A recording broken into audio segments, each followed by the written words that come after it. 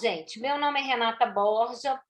Para quem não me conhece, não me acompanha, eu sou terapeuta cognitivo-comportamental, eu sou especialista clínica, né? Eu já trabalho com TCC desde 2006, então eu tenho um tempo aí já, né?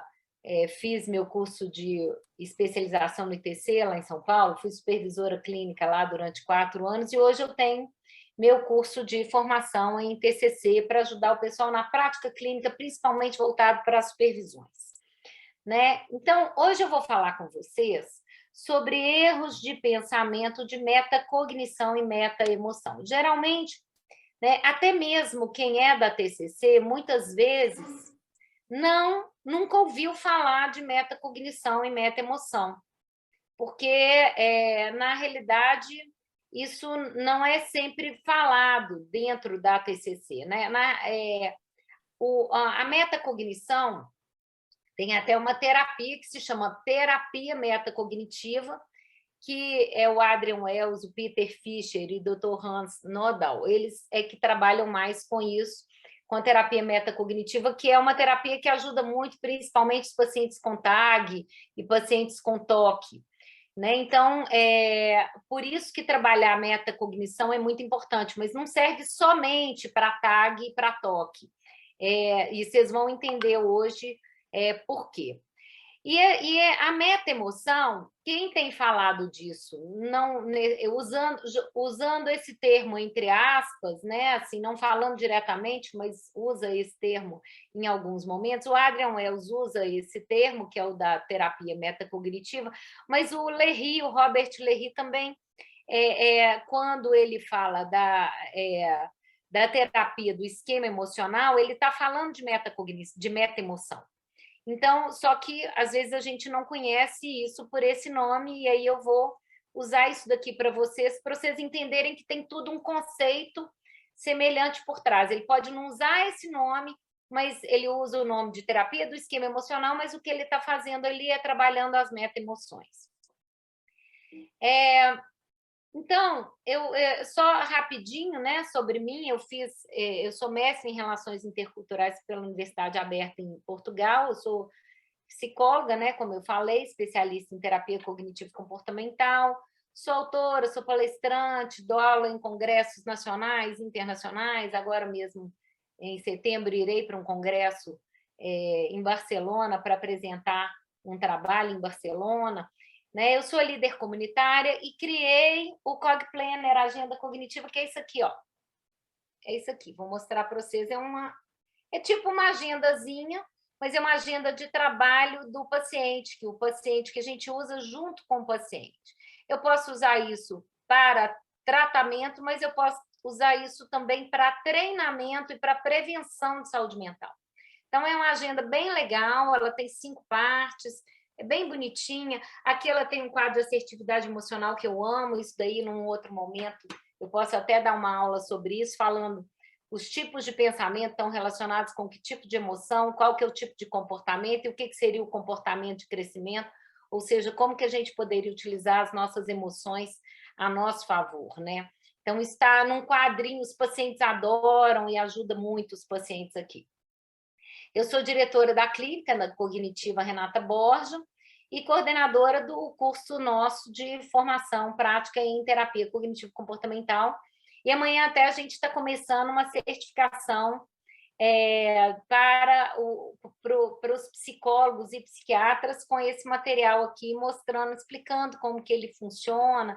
É um material muito legal, lá no final, se vocês tiverem interesse, eu explico um pouquinho para vocês.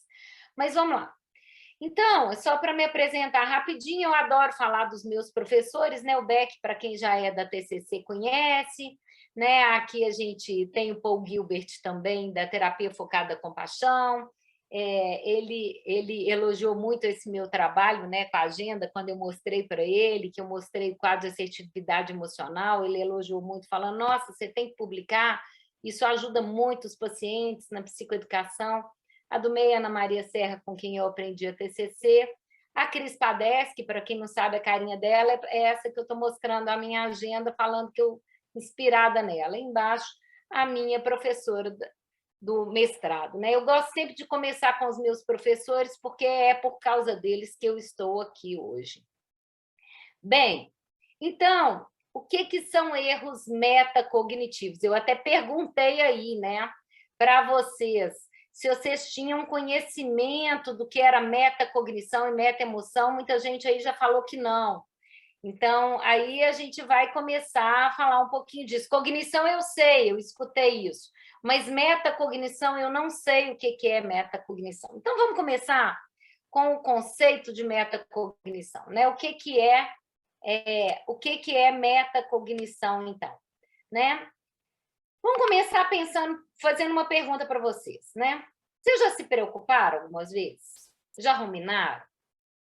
Vocês já tiveram incômodo com os pensamentos, já tentaram se livrar dos seus pensamentos, falar, nossa, eu penso demais, eu não podia pensar tanto, eu tinha que pensar menos?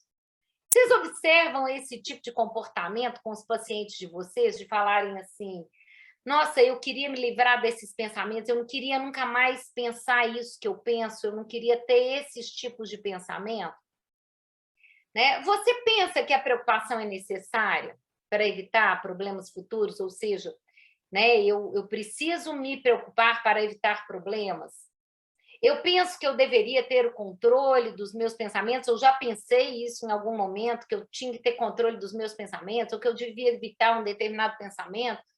Em alguns momentos já fiz um monitoramento da minha memória, da minha atenção, ficando mais focado na forma como a minha mente funciona, ou tipo, pensando, a minha memória é ruim, eu não consigo focar nas coisas que eu devia, ou a minha memória é muito boa, ou eu tive esse tipo de percepção a respeito da forma como a minha memória funciona. Eu tenho memória de longo prazo, mas eu não tenho de curto prazo.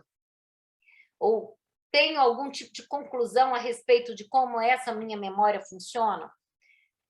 Se eu disse sim a alguma dessas determinadas perguntas, né, isso pode significar que você tem erros metacognitivos. Né? Não estou dizendo que tudo aqui é erro, mas pode significar que você tem erros metacognitivos, mas isso significa que você tem meta-emoções. O que então significa ter meta-emoções? Né? Os erros metacognitivos, eles se referem aos pensamentos distorcidos e disfuncionais sobre o controle, o monitoramento do pensar, da memória e de outros processos cognitivos, ou seja, o como eu penso sobre o que eu penso, ou como eu entendo que eu devia pensar, ou como eu entendo que a minha memória funciona, minha atenção funciona, meu pensamento funciona, ou como eu acho que ele deveria funcionar. Ou seja, tem relação com essa percepção de como a minha mente funciona e como eu entendo sobre a minha mente, as conclusões que eu tiro sobre isso. Então, os erros metacognitivos, eles estão relacionados a distorções. Então, nem tudo que eu penso é uma distorção, mas, né, o que eu penso sobre o pensar não necessariamente é uma distorção. Às vezes eu penso que a minha memória é ruim. Realmente, a minha memória pode não ser ótima. Ela pode, se eu tenho um déficit de atenção, por exemplo, eu posso ter uma memória ruim mesmo, isso pode ser uma verdade, mas eu ficar o tempo todo reforçando a ideia de que a minha memória é ruim, isso é um problema para mim, porque na hora que eu penso a minha memória é ruim, a minha memória não é ruim o tempo todo. Ela é ruim muitas vezes, mas ela não é ruim todo o tempo. Ela é ruim em alguns momentos, nem sempre eu vou lembrar, mas ela não é péssima sempre. Então, isso daqui acaba me atrapalhando e dificultando que eu, na minha vida no geral. Então, os erros metacognitivos, eles estão relacionados com distorções feitas pelo indivíduo, não sobre o conteúdo do pensamento ou a crença sobre uma situação em si. Então, não é... Então, o que é a diferença? Por exemplo, numa determinada situação, uma pessoa tirou uma nota ruim na prova. O que é uma cognição? Uma cognição é ela pensar, eu sou um incapaz. O que é uma metacognição? Ela pensar, eu sou eu sou incapaz de lembrar as coisas na hora da prova. Isso é uma metacognição. Vocês estão percebendo a diferença? A cognição é eu pensar, eu sou incapaz, isso é uma cognição. Uma metacognição, eu sou incapaz de lembrar coisas na hora da prova. Isso é uma metacognição. Então, eu estou fazendo um pensamento a respeito do meu pensamento. Então, eu não estou fazendo uma distorção somente sobre o fato de eu ter tirado uma nota ruim, mas eu estou fazendo uma distorção sobre o fato de eu lembrar e estou dizendo, eu não consigo lembrar na hora da prova e eu sou incapaz porque eu não lembro das coisas na hora da prova. Mas será que essa pessoa não lembrou de nada? Será que ela não conseguiu lembrar nada na hora dela fazer a prova? Claro que ela lembrou de muitas coisas. Algumas coisas ela se esqueceu. Mas quando ele diz eu não consigo lembrar, ele já está fazendo um erro metacognitivo, porque ele já está dizendo não tem jeito para mim. Ele está dizendo não lembro de jeito nenhum, quase que isso que ele está dizendo. E aí o cérebro dele vai entender que ele não dá conta de lembrar, ele vai reforçar uma ideia de que a memória dele é ruim, provavelmente. Então, isto é uma metacognição. Então, como a pessoa percebe e reage ao pensamento e processamento desse pensamento e suas estratégias associadas. Então, é isso. É como é que ele entendeu que ele não lembra, fez uma conclusão que ele não lembra, então ele faz uma percepção, eu esqueci de alguma coisa na hora da prova, só que ele não pensa, eu esqueci de uma coisa, né? Claro, ele pode ter pensado isso também é uma metacognição, mas na hora que ele diz, eu não lembro, ele está dizendo para ele que isso o torna incapaz. Então, que ele não se lembrar o torna incapaz. Então, de acordo com o Fischer e o Wells, né, que são da terapia metacognitiva, os prejuízos emocionais estão mais relacionados com padrões rígidos do processamento da informação do que com o pensamento negativo por si só. Então, o que eles estão dizendo? Né? Não a forma como eu processo a minha cognição, ela vai determinar o como eu acabo. Então, se eu digo eu sou incapaz de lembrar, né? Ele está falando o padrão rígido de processamento da informação dele. Ele está dizendo, olha, eu agora me tornei incapaz de lembrar. Então, isso significa que o problema não é a pessoa pensar que ela é um fracasso, por exemplo, mas acreditar que ela é um fracasso porque ela pensou que ela é um fracasso. Então, por exemplo, se eu penso, eu sou um fracasso diante de uma determinada situação, é uma coisa. Mas se eu penso que, como eu pensei que eu sou um fracasso, então isso mostra para mim, confirma para mim, então, que eu sou um fracasso porque eu pensei que eu sou um fracasso, isso é que torna ela mais fracassada, ela pensar que ela é um fracasso porque ela pensou que ela é um fracasso. Né? Meio doido isso, não sei se está dando para vocês pegarem isso. Então, o problema não está no pensamento, mas acreditar que tudo que eu penso é verdade só porque eu penso.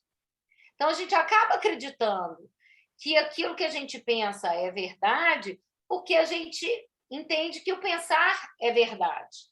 Então, que o ato de pensar em si é uma verdade. Se eu penso e o que eu penso é verdade. Então, ou seja, o problema está na metacognição. Se eu pensei isso, então isso é verdade. Por que eu digo que é importantíssimo a gente trabalhar essas metacognições? Porque, às vezes, você trabalha a cognição do paciente, você trabalha a ideia dele de que ele é um fracasso, você mostra para ele que não é verdade, que ele é um fracasso, que ele fez um monte de coisa, que ele deu certo na vida dele e tal, e coisa. Mas se ele ainda continuar acreditando que o fato dele pensar que ele é um fracasso o torna um fracasso, então, toda vez que ele pensar que ele é um fracasso, e pode ser um pensamento automático que ele vai ter, ele vai continuar reforçando isso, mesmo que ele tenha 1 milhão de evidências que comprovem para ele. Então, ele vai ficar o tempo todo ainda com aquilo ali. Mas se você trabalhar com ele, a metacognição dele, mostrar para ele, peraí, né? Pensei, foda-se o que eu pensei, desculpa, mas a gente pensa um monte de bobagem e as coisas que eu penso, nem tudo o que eu penso é uma verdade. Então, na hora que eu desmonto essa ideia de que tudo que eu penso é uma verdade, eu estou desmontando essa cognição de que, porque eu pensei que eu sou um fracasso, então isso me torna um fracasso. Então, os erros metacognitivos, eles contribuem com a manutenção das estratégias mal adaptativas de pensamento. e contribuem para o controle e monitoramento cognitivo que estão presentes e reforçam transtornos emocionais. Então, tem uma coisa muito interessante. A metacognição, ela pode ajudar muito no aprendizado. Você ter uma percepção de como a sua cognição ela funciona e do ciclo metacognitivo de aprendizado. Quando você observa como que se dá o seu ciclo de metacognitivo, como que se dá existem 4 coisas do ciclo metacognitivo. Uma é o planejamento, a outra é o monitoramento, a outra é a avaliação e a outra é a regulação. Então, isso é um ciclo metacognitivo. Nós todos fazemos isso mentalmente, sem perceber, o tempo todo. Então, os professores, por exemplo, eles usam o ciclo metacognitivo de aprendizagem para ajudar a pessoa a aprender, para criar estratégias de planejamento úteis, de monitoramento úteis, de avaliação úteis e de regulação úteis. Então, vamos lá, vou explicar para vocês. Eu quero aprender uma determinada coisa. E aí, na hora que eu quero aprender essa coisa, eu faço um planejamento vou estudar X tempo, aquela coisa lá, fiz meu planejamento lá. Depois, eu vou fazer um monitoramento, deixa eu ver, eu estudei aquele tempo que eu queria, dei conta de fazer aquelas coisas que eu queria, então eu vou lá fazer a avaliação. Nossa, eu parei 3 vezes, não estudei da forma como eu gostaria de ter estudado, aí eu estou fazendo um monitoramento. Aí eu vou fazer uma avaliação. O que foi que me fez parar? Nas vezes que eu parei, o que aconteceu que me fez parar e não me deixou continuar estudando aquilo que eu estava estudando? Aí eu vou lá ver o que me fez parar. Então, estou fazendo uma avaliação do que me fez parar e o que me ajudou. Na hora que eu voltei, o que me ajudou a continuar estudando? Quais são as coisas que me ajudam a estudar? Quais são as coisas que me atrapalham a estudar? Eu estou fazendo a minha avaliação do meu monitoramento. Aí eu vou fazer a regulação. O que é a regulação? Bem, então, quando eu quiser estudar, eu vou usar essas estratégias que me ajudaram e vou tirar de perto de mim essas outras coisas que me atrapalharam. Vamos supor que eu tenha deixado o celular perto de mim e o celular ficou lá com o WhatsApp apitando para mim o tempo todo. Então, quando eu quiser estudar, eu vou pôr o celular num outro quarto para... Isso é uma regulação.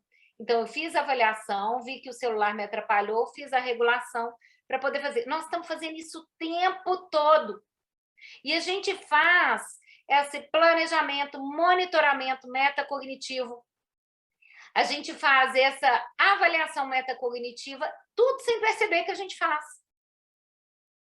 Só que a gente faz isso de uma forma tão automática e a gente erra nesses processos de avaliação. E quando a gente erra nesses processos de avaliação, porque a gente não sabe que a gente está fazendo isso de forma automática, isso atrapalha a gente de regular. E o paciente é a mesma coisa. Então, estou dando um exemplo, por exemplo, do ciclo metacognitivo do aprendizado, que pode ser usado para o aprendizado. Então, a metacognição ela pode ser utilizada, você observar como que se dá a sua metacognição, ela pode ser usada para você aprender mais e melhor. Mas se você tem erros sobre como o seu pensamento funciona, a sua atenção funciona, o seu foco funciona, a sua mente funciona, se você tem erros sobre isso, você vai atrapalhar o modelo mental e vai, inclusive, provocar problemas emocionais e reforçar problemas emocionais com estratégias metacognitivas mal adaptativas. Então, os erros metacognitivos, eles contribuem para a manutenção de estratégias mal adaptativas, mas, por outro lado, se eu usar estratégias adaptativas metacognitivas, eu vou aprender mais. Está claro o processo, o que eu estou colocando? Então, metacognição em si não é um erro em si. Existem erros metacognitivos, tá? Mas metacognição em si não é erro. Quem que está falando aí? Quem que ia falar? E a Glauciane estava com a mão levantada. Quem que está com a mão levantada? Eu ia perguntar, mas ela mencionou os pilares, o planejamento, monitoramento, avaliação, regulação. Já explicou passo a passo. Pode seguir, professora. É porque na hora que eu achei que pudesse falar na hora, mas tá joia, pode seguir. Tá bom. Não, eu só fui explicando para vocês como que a gente faz. Esse é o ciclo metacognitivo da aprendizagem. Se a gente erra em algum desses momentos desse ciclo metacognitivo, se eu faço uma avaliação mal feita, por exemplo, eu vou fazer uma regulação mal feita. E eu fazendo uma regulação mal feita, eu vou fazer um planejamento mal feito num segundo momento. Fazendo um planejamento mal feito, eu vou ter um problema. Então, às vezes, eu estruturo, eu crio regras para mim mesmo, metacognitivas, sem eu observar que eu estou fazendo isso. E essas regras metacognitivas que eu crio internas, que são desadaptativas, elas me geram comportamentos desadaptativos sem que eu perceba. Tá claro, gente? Porque a gente faz isso de uma forma meio automatizada, sem observar esses pensamentos. O que eu estou chamando a atenção para vocês? Do que é metacognição, para que vocês observem esses pensamentos também. Não somente os pensamentos a respeito das situações que nos acontecem, mas os pensamentos a respeito da forma como a gente pensa, avalia, a gente tem atenção, a gente tem como a gente joga a nossa memória, o nosso foco. Então, tudo isso, todas essas avaliações que nós fazemos sobre isso, são avaliações metacognitivas, tá? Rê, aproveitando, a Lígia mandou um comentário no chat perguntando assim, de certa forma, podemos considerar que a metacognição está presente em todos os processos terapêuticos, independente da abordagem? O que você acha, Renata? Todos. A metacognição está presente na sua vida. Só que a gente não tem consciência dela, mas ela está presente na sua vida. O tempo todo nós temos processos metacognitivos, o tempo inteirinho. Nós queremos criar explicação para tudo que acontece, a gente cria. Então, as metacognições são as explicações que nós criamos sobre os processos cognitivos. As metaemoções são as explicações que nós criamos sobre as sensações, não somente emoção, mas sensação também de cansaço, frio, calor, dor e tudo mais. Então, enquanto a metacognição ela vai abordar os processos cognitivos, a metaemoção vai abordar os processos emocionais, a forma como eu sinto, as sensações que eu tenho, como eu internalizo essas sensações, as leituras que eu faço sobre isso, as conclusões, os julgamentos, tudo isso é o que a gente está falando. Então, eu pensar sobre o que eu penso é uma meta-emoção, eu pensar sobre o que eu sinto é uma meta. Eu pensar sobre o que eu penso é uma metacognição e eu pensar sobre o que eu sinto é uma meta-emoção. Tá claro? Só que nós fazemos todo esse monitoramento, gente, o tempo todo, sem perceber. E a gente traz isso como queixa. E aí aquilo passa como uma verdade. É quando o paciente chega para você e fala: eu não consigo me livrar dos meus pensamentos. Isso é uma metacognição. Ele tem uma crença de que ele deveria se livrar dos pensamentos dele e ele tem uma crença de que ele não consegue se livrar dos pensamentos dele. Então, ele primeiro acredita que ele tinha que se ver livre deles e depois ele pensa que ele não consegue. Tá claro? Então, ele está criando uma metacognição desadaptativa quando ele fala isso. E isso nós fazemos o tempo todo. Eu sou incapaz de aprender. Ser incapaz de aprender é metacognição. Tá? Agora, eu ser incapaz é cognição. Eu ser incapaz de aprender, eu ser incapaz de pensar, eu ser incapaz de ter... A minha memória é ruim, a minha memória me atrapalha, é metacognição. Tá? Então, professora, oi. Quando você fala assim, pensar sobre o que eu sinto é meta-emoção. Se eu estiver falando besteira, pode me corrigir, tá? Que eu sou do terceiro período, mas eu sou curiosa. Quando você fala da meta-emoção, tem a ver com interocepção ou não? Tem sim. Porque você está percebendo, está fazendo essa percepção. Você já está fazendo a percepção. Às vezes, alguns processos metacognitivos e metaemotivos, eles são inconscientes, eles não são... Nós vamos ter metacognições que eu consigo abordar e eu consigo perceber, mas eu vou ter metacognição que é mais inconsciente, é mais imperceptível, e metaemoção também. Tá? Então, assim, a gente é mais sutil ainda em alguns aspectos, entendeu? Então, assim, a gente faz processos metacognitivos e metaemotivos o tempo todo.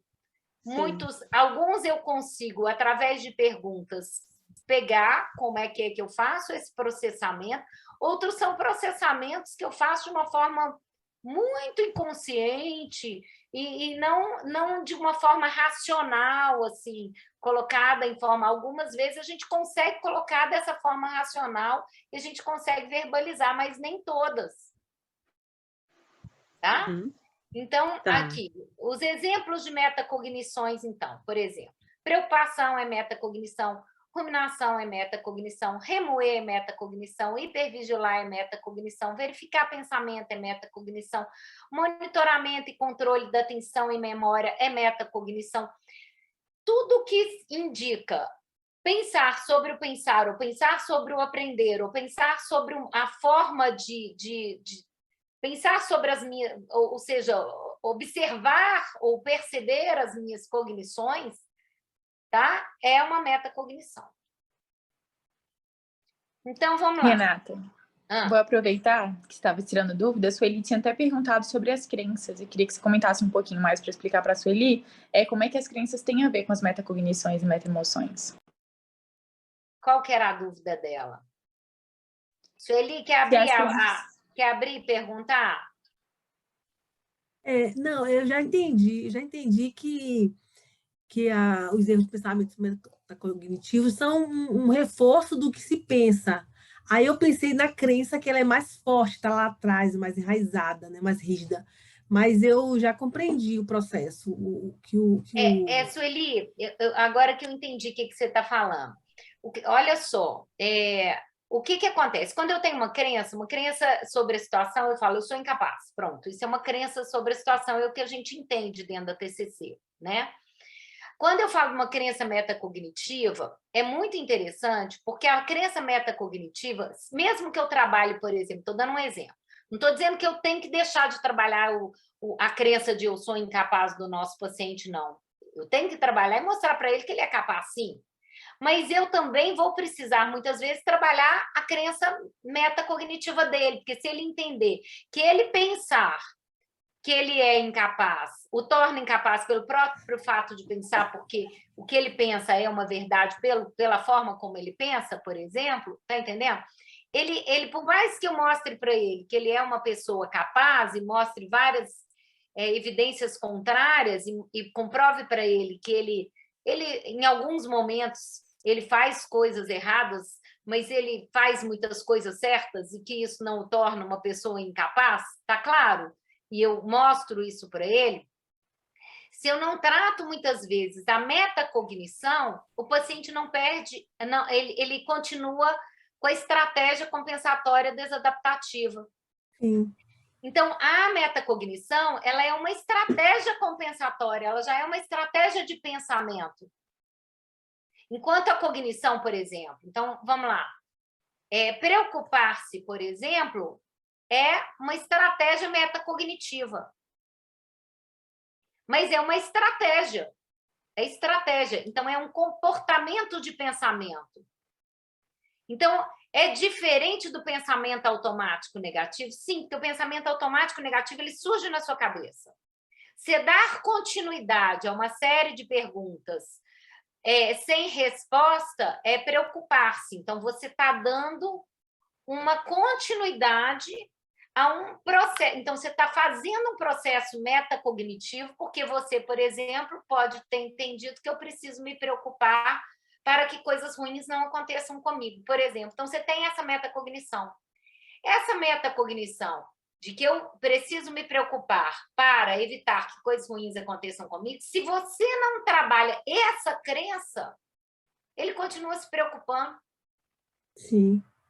Dentro do modelo da ansiedade. Então, você até ajuda ele a adaptar ele na ansiedade, ele fica mais ajustado, você pode criar os recursos, pode trabalhar com ele uma série de coisas, ele vai melhorar na sua ansiedade, você trabalhar só as crenças com ele, mas se você não trabalhar as crenças metacognitivas, por exemplo, com relação à preocupação, ele continua Ativando, porque a preocupação ativa o ciclo da ansiedade de novo. Então, ela começa tudo de novo. Ela zera e começa de novo. Só que como ela é um comportamento que você pode... É controlável, a preocupação é controlável, o pensamento automático não.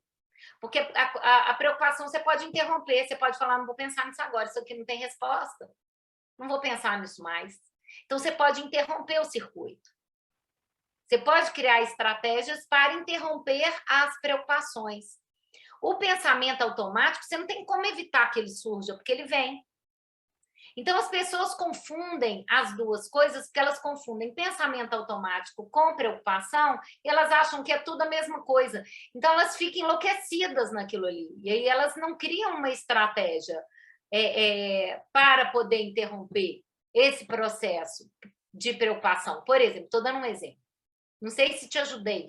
Sim, você está falando aqui, eu já estou pensando também, no caso de uma pessoa viciada em celular, enfim, jogos de celular, em que a vontade, os pensamentos, né, ficam ligados, reforçando sempre aquela vontade. Perfeito. Você está falando de meta-emoção. Você está Tá. falando de metacognição e de meta-emoção, porque você está falando de vontade.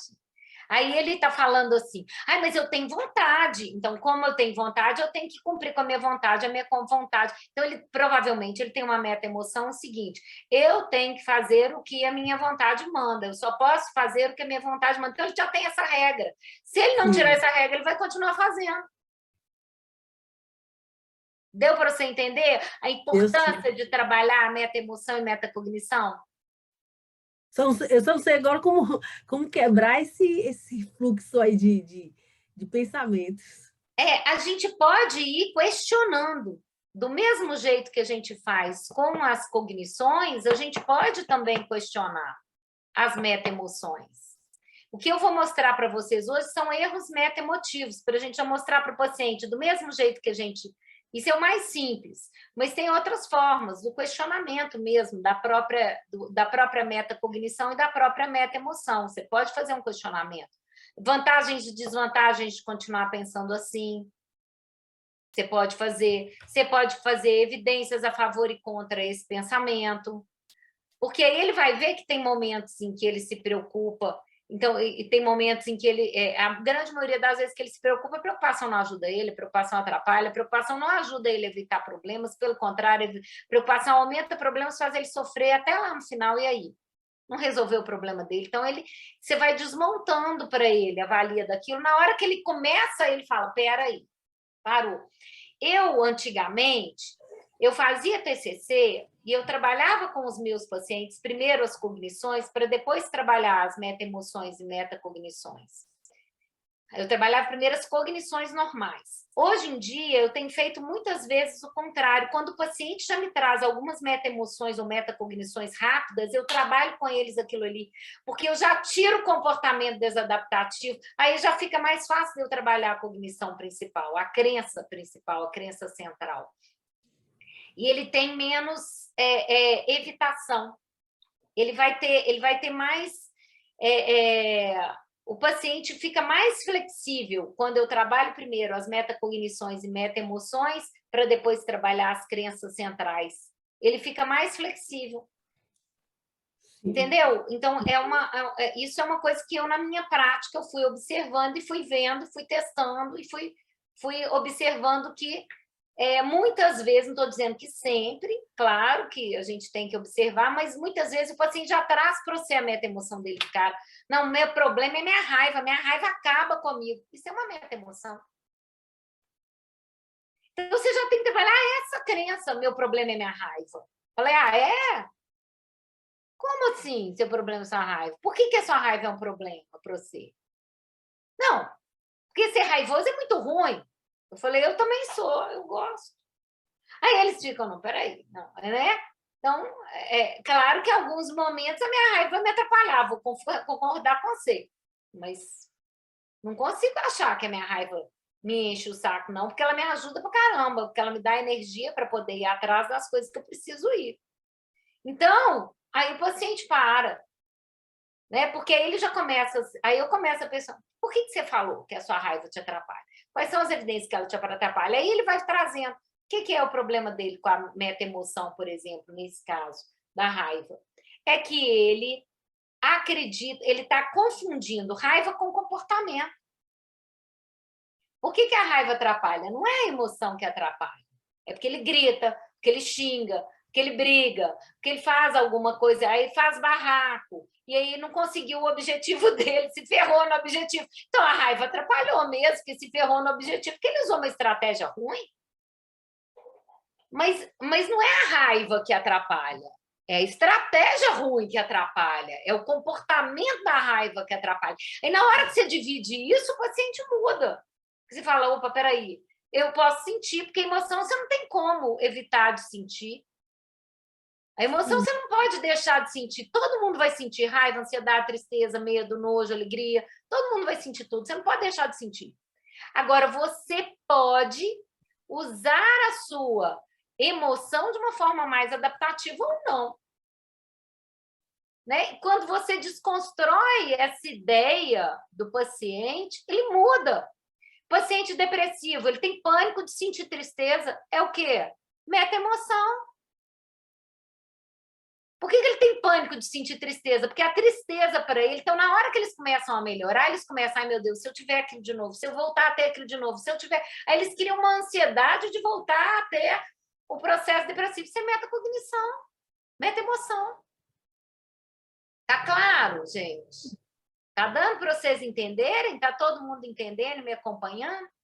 Então, se essas metacognições e meta-emoções, elas não são trabalhadas com o paciente, não estou dizendo que o resto do processo não se viu, mas o processo fica mais lento, fica mais demorado, fica mais difícil. O paciente chega uma hora que ele parece que ele estacionou, mas não é porque ele estacionou, é porque ele tem uma metacognição ou uma meta-emoção que não foi abordada.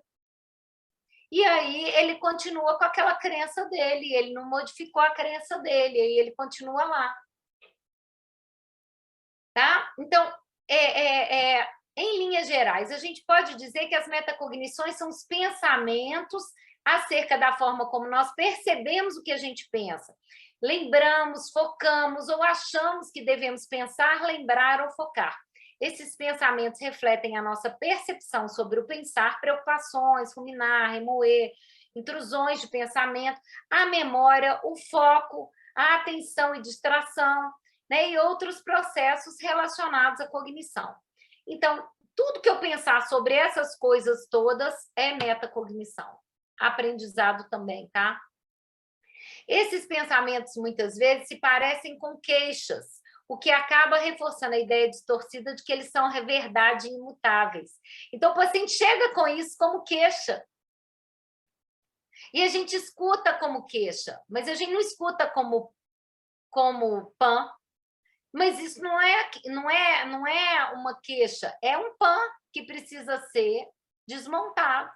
É um pensamento automático negativo que precisa ser modificado, porque é uma metacognição ou é uma meta-emoção, tá? Beleza, gente? Todo mundo acompanhando? Então, vamos lá, vou dar alguns exemplos. Minha memória não presta, não consigo focar nos estudos, não consigo deixar de ruminar, sou muito preocupada, não consigo melhorar, sou muito distraído. Né? Qual que é o erro aqui? Né? Porque isso me dá a impressão, todos esses pensamentos dão a impressão de que as estratégias metacognitivas são determinantes. Então, é quase como... Quando eu falo minha memória não presta, eu estou dizendo quase como eu sou... Isso aí não vai mudar para sempre, vai eternamente ser assim, síndrome de Gabriela, não consigo focar nos estudos, é quase como uma coisa dentro da minha personalidade. E as pessoas que têm, por exemplo, TDAH, ou que têm outras coisas, elas vão trazer isso como queixa, e é óbvio, porque elas têm essas dificuldades mesmo. Só que na hora que, em vez de ela falar, eu tenho problemas com a minha memória, ele já concluiu, não presta. Aí não vai prestar mesmo, não tem como prestar. Né? Então, e a pessoa até acha que aquilo começa a fazer parte da personalidade, é como eu nasci assim, serei sempre assim. Então, aqui as metacognições, né, elas são estratégias, elas são comportamentos de pensamento que elas visam corrigir o pensar por compreender o pensar como ameaça nesses casos aqui. Então, eu estou o tempo todo observando o que eu estou pensando, porque se eu pensar isso pode me atrapalhar ou pode me ajudar, então isso daqui vai ser uma ameaça, eu não posso pensar desse jeito, porque isso vai me atrapalhar, e por aí vai, tá? Então, eu crio um monte de crenças sobre como deveria ou não pensar. Então, vamos lá, para os tipos de erros de pensamento metacognitivos, por exemplo, né? Então, a gente tem, peraí, gente, a gente tem as crenças de preocupação e metacognição positiva. Isso significa que é bom ter que a metacognição positiva ou preocupação positiva significa que a preocupação é boa? Não, significa que eu acredito que me preocupar é bom. Por exemplo, quando eu penso que minhas preocupações me ajudam a ser bem-sucedido, por exemplo. Então, eu tenho muitos pacientes que falam, não, eu não seria tão bem-sucedido se eu não fosse tão preocupado. Então, ele está entendendo que ele só é bem-sucedido por causa da preocupação dele. Na realidade, ele está confundindo.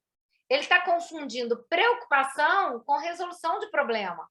Ele está confundindo preocupação com prevenção, que são duas coisas completamente diferentes. Uma coisa é eu prevenir, outra coisa é eu preocupar. Uma coisa é eu olhar para fora e ver que o tempo está com cara de chuvoso e eu vou pegar um guarda-chuva para poder sair para trabalhar. Outra coisa é ficar pensando que horas que a chuva vai cair. Ai, meu Deus, se a chuva cair na hora que eu estiver na rua? E se a chuva for muito forte? E se a chuva for muito fraca? E se na hora se eu estacionar num lugar muito ruim? Vocês estão percebendo? E se eu passar por um lugar que é alagar? Olha o tanto de coisa que eu criei em cima da chuva que pode acontecer. Isso é preocupação. O que é prevenção? Vou pegar o guarda-chuva e vou embora trabalhar. Acabou. Que é o que eu posso fazer sobre a situação. Então, são duas coisas diferentes. Muitas vezes, as pessoas preocupadas são também resolutivas. Mas a maioria dos preocupados não são resolutivos. Então, é uma ziquezira, porque eles ficam lá criando, às vezes, uma série de pensamentos que, ao invés de atrapalhar, não vão, em vez de ajudar, vão atrapalhar. Então, por exemplo, remoer me ajuda a errar menos. O que me ajuda a errar menos? É remoer ou é eu avaliar o que deu errado e criar uma regulação para fazer diferente da próxima vez? Então, não é o remoer que me ajuda. O remoer é assim, eu não devia ter feito isso. Por que eu fui fazer isso? Sou burro mesmo, né? Tinha que ter feito desse outro jeito. Ai, mas nada, eu não consigo fazer as coisas certas. Isso é remoer, gente. Isso é remoer. Isso ajuda a errar menos? Joga você lá para baixo, deixa você deprimido, tira sua energia. Então, remoer não ajuda. Mas essa pessoa acredita que remoer ajuda. Então, isso é uma ideia de que essas coisas são positivas e são coisas que, né, não são, na realidade, não são. Me preocupar com o futuro me evita e prepara para eventuais problemas. O que me prepara para eventuais problemas não é me preocupar com o futuro, não é saber, não é pensar, minha mãe vai morrer, quando é que minha mãe vai morrer, que dia que minha mãe vai morrer, e se a minha mãe morrer? Porque isso aqui é me preocupar com o futuro, né? Então, isso não vai me evitar, não vai me preparar para aquele problema. Quando ela morrer, eu vou sofrer do mesmo jeito, não vai fazer diferença, não. Eu vou sofrer antes, a preocupação vai me fazer sofrer antes, durante e após. Então, é isso que a gente precisa ajudar as pessoas, né? Então, por que esses pensamentos são errados? Porque as preocupações tiram energia, elas fazem a gente perder tempo, né? E aí reforçam a estratégia metacognitiva negativa, nesse caso aqui, a estratégia desadaptativa, o que amplia a minha vulnerabilidade emocional. Então, me deixa cada vez mais refém desse comportamento, e esse comportamento, quanto mais eu faço, mais ele vai me trazer vulnerabilidade, mais ele vai me trazer desajuste emocional. Então, não são as preocupações que ajudam, gente. A responsabilidade associada à estratégia, organização, planejamento e resolução de problema é que me ajuda. Só que as pessoas confundem esses dois conceitos, tá? Então, isso daqui tem que ficar muito claro, assim, essa confusão de conceitos, ok? Então, as crenças de incontrolabilidade e perigo. Então, por exemplo, compreender que as preocupações, ruminações... Então, quer dizer, não é nem eu ficar acreditando que é tudo bom para mim, que eu preciso disso, mas também não é acreditar também que isso é péssimo para mim. Vocês percebem? A gente precisa fazer esses ajustes, assim, tirando das supergeneralizações. Compreender que as preocupações, ruminações, pensamentos podem trazer riscos e serem perigosos e incontroláveis é um erro. Por quê? Porque eu consigo controlar a preocupação, eu consigo controlar a ruminação. Eu consigo, é uma estratégia de pensamento, eu posso abandonar, eu posso iniciar com um pensamento inicial, de, ai meu Deus, e se isso acontecer? Aí eu posso parar, peraí, eu não tenho resposta para essa pergunta. Eu posso interromper ali. Na hora que eu já comecei, que vejo que eu estou naquela ansiedade, eu percebo que eu estou preocupando, e entendi que aquilo é uma estratégia de preocupação, e já aprendi que eu posso largar isso de lado e fazer outra coisa, focar numa resolução de problema, focar nos meus recursos, focar no meu resgate, focar nas coisas que eu tenho controle, eu tiro o foco das preocupações e volto para as coisas que eu tenho controle, que é o quê? Resolução de problema, alguma ação que eu tenho que fazer ali naquele momento. Então, né, compreender que as preocupações e ruminações são problema, isto é um erro, né? Então, exemplos. Minhas preocupações são incontroláveis, perigosas para mim, meus pensamentos são perigosos para mim, eu não tenho controle dos meus pensamentos e poderei me prejudicar, meus pensamentos negativos nunca irão me abandonar. Vocês conseguem perceber o tanto que os pacientes ansiosos, né, e os pacientes também com toque, eles têm esses tipos de pensamentos, né? Nós todos temos, tá, gente? Todo mundo tem. Não vamos falar que é só o paciente nosso, não. Nós todos temos vários desses pensamentos que eu estou falando aqui. Vocês podem estar falando, não, eu tenho esse. Nossa, eu pensava desse jeito. Nossa, eu também achava isso. Então, é porque a gente tem esses pensamentos mesmo. Né? Por que esses pensamentos eles são errados? Porque as preocupações são comportamentos de pensamentos. Eles podem ser controlados e interrompidos através da mudança de foco atencional. Então, preocupações e ruminações, elas são inofensivas se eu entender que isso daí não vai fazer diferença na minha vida, ele não vai gerar problema para mim. Né? É só um modelo de pensamento que eu posso modificar. A gente tem também crenças sobre as competências cognitivas, ou seja, né? Então, vamos lá.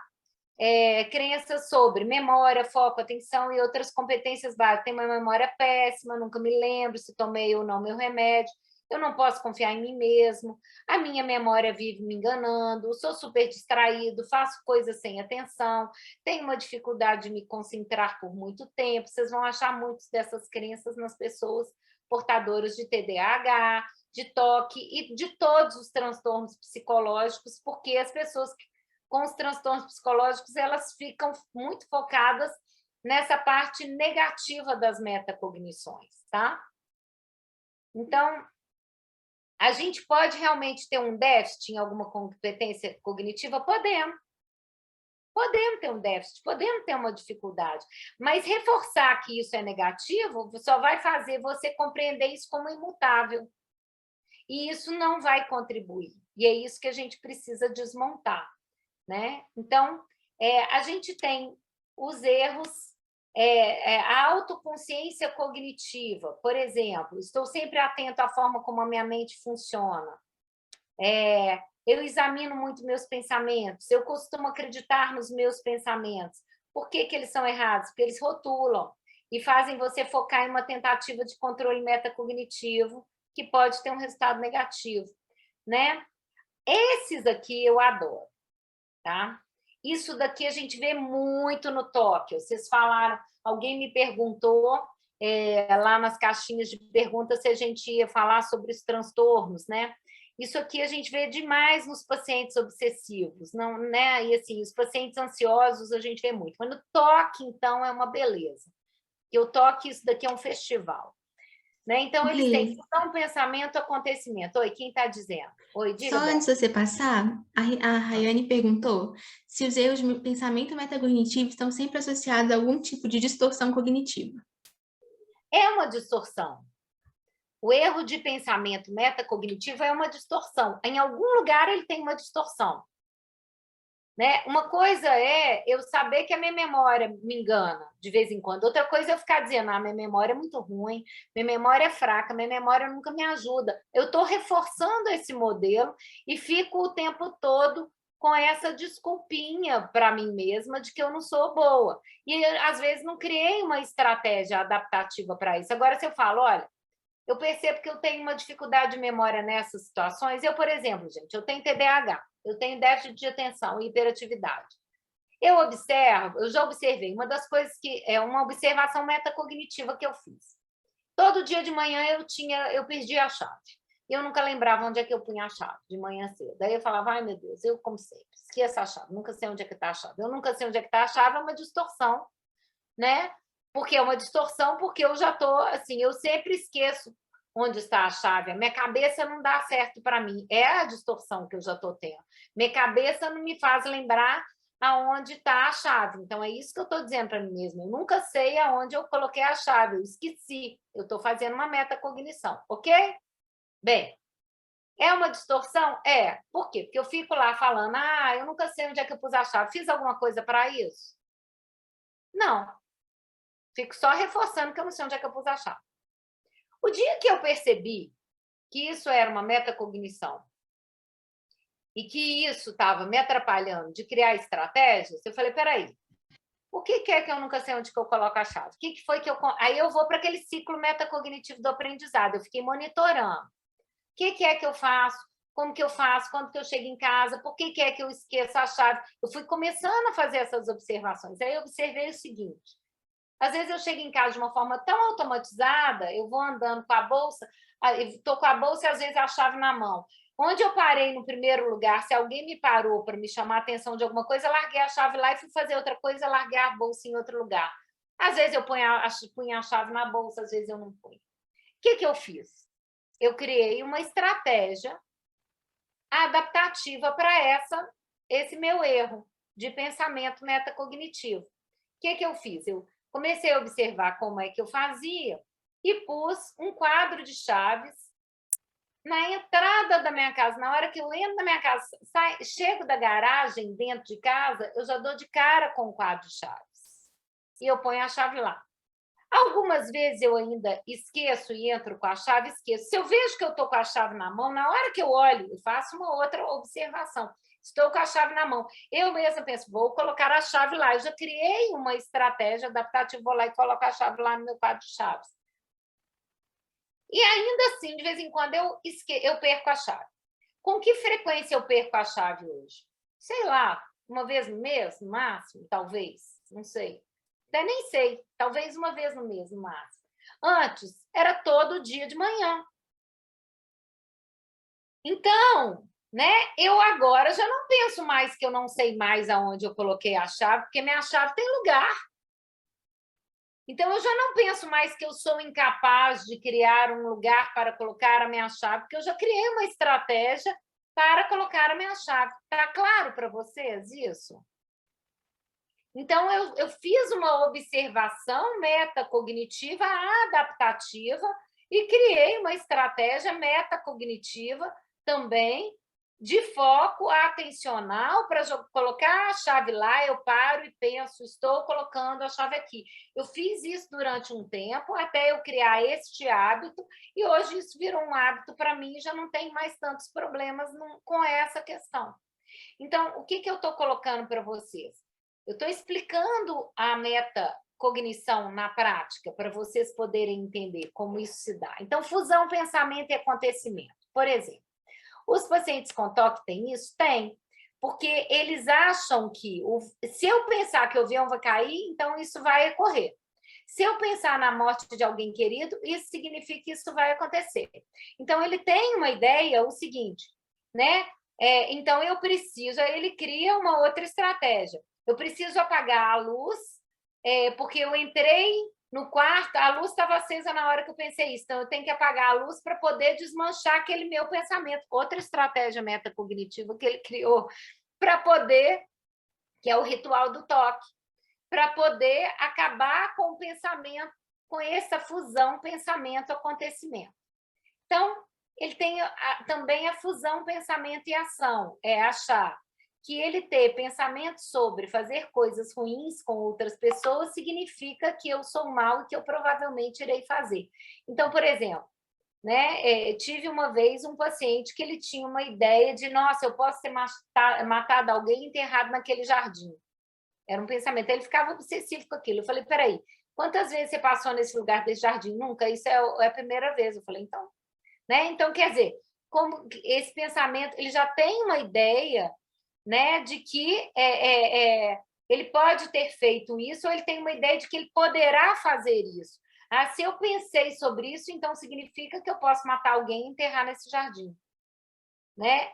Então, é diferente, gente, da pessoa psicopata, por exemplo, né? Ele pensa e ele planeja e vai lá fazer outra coisa. Esse daqui não, ele tem um pânico de fazer, mas ele acha que ele pode ser que ele venha fazer. Então, ele tem o pânico. Então, o paciente de toque, como ele acredita que se ele pensa vai acontecer, como se ele acredita que se ele pensa ele vai agir, ele entra em pânico, porque ele fala, não quero fazer isso, como se ele não tivesse controle das próprias emoções, das próprias ações, né? E ele tem. Oi. A Glauciane perguntou se esses tipos de erros são sempre eliminados com mudança de foco atencional, ou há outras formas. Não, tem várias formas. A gente pode fazer com mudança de forma atencional, a gente pode fazer questionando a própria crença em si do paciente. Então, ele traz aquela crença e fala, então tá bom, prova para mim que isso é verdade. Como é que você prova que isso daqui, esse pensamento é verdade? Tá, esse pensamento vai acontecer por quê? Baseado em quê? Como é que você prova que isso vai acontecer? Então, vamos esperar e vamos ver se isso vai acontecer, vamos fazer isso daí, vamos fazer o teste, vamos ver se vai acontecer. Prova para mim. Então, assim, a gente pode desafiar esse pensamento, ou seja, questionar sobre o pensamento, que é o que a gente já faz dentro da terapia cognitivo-comportamental, fazer o questionamento socrático, que é o processo da TCC mesmo em si, que é o questionamento sobre aquela situação. A gente pode mudar o foco atencional, a gente pode questionar aquela estratégia, se aquela estratégia é válida ou não é, se ela funciona, se ela ajuda, se ela não ajuda. Então, nós temos várias formas de fazer essa mudança, mas o fato do paciente já reconhecer que isso é um erro, já ajuda muito, porque ele fala... Aí, quando ele observa que ele está pensando, isso é aquele erro de pensamento. Não, Renata, tive de novo, aquele erro de fusão, pensamento e ação. Aí ele já sabe que é o erro de fusão. Então, como é o erro de fusão, ele já sabe que ele não vai fazer, já sabe que isso é um erro metacognitivo. Então, ele já identifica. E só de identificar, isso já ajuda ele a desconsiderar isso como verdade, tá? Então, isso também é uma forma, mostrar os erros para ele, ajuda ele a desconsiderar, mostra para ele, meio que assim, olha, não é só você que pensa assim, não, tem um monte de gente que pensa assim, mas isso é uma estratégia errada de pensamento, isso não te ajuda. A fusão pensamento-objeto. Fundir o pensamento e o objeto. Pensar que o objeto aversivo tem o poder de contaminá-lo, por exemplo. Então, se eu usar uma roupa que a fulana usou, eu posso ficar contaminado com a memória dela. Alguém que já morreu. Se eu encostar num objeto, eu posso ficar contaminado. Né? É muito o pensamento do toque aí, agora na pandemia, né? O pessoal, nossa, encostou num lugar, já pegou Covid. Né? Mas nem sabe se o lugar está contaminado, não, mas já peguei. Já acho que eu estou com Covid só de encostar a pessoa com toque, gente. Não estou falando outras pessoas, não. Estou falando gente com toque. Então, encostou na mesa. Né? Encostou na mesa, já peguei Covid. Mas quem disse que alguém espirrou naquela mesa, que alguém encostou naquela mesa, que alguém estava com Covid, levou Covid para aquela mesa? Quem disse que aquela mesa está contaminada de Covid, para você poder ter se contaminado só por ter encostado na mesa? Mas as pessoas que têm toque, elas acreditam só pelo fato delas terem encostado, elas entram em surto quase, né? Então, a gente tem as crenças de aversão e aceitação dos pensamentos. Então, assim, se eu aceitar que eu tenho pensamentos negativos, significa que eles poderão me dominar, né? As crenças sobre a durabilidade dos pensamentos, né? Então, assim, acreditar... Isso daqui, gente, muitas dessas são coisas que eu fui observando com os meus pacientes, né? Então, assim, se minhas preocupações não vão embora nunca, elas ficarão assim para sempre, eu não tenho como modificar, eu não tenho como me ver livre das minhas preocupações, ficar livre das minhas preocupações. Essa de aceitação e aversão dos pensamentos é péssimo, porque assim, se eu aceitar que eu posso ter pensamentos intrusivos, porque para tratar o toque, por exemplo, a gente tem que ajudar o paciente, não é a ter aversão do pensamento, é falar, tá bom, o pensamento, você é doido, esquisito e tal, mas você pode ficar que eu não estou nem aí para você. Na hora que o paciente entende, você pode ficar que eu não estou nem aí para você, e ele começa a não validar, porque ele entende que aquilo ali pode estar lá, porque isso é um pensamento de toque, mas isso não é verdade, ele começa Então, ele muitas vezes ele demora a mudar, porque ele entende que se ele vê que aquilo...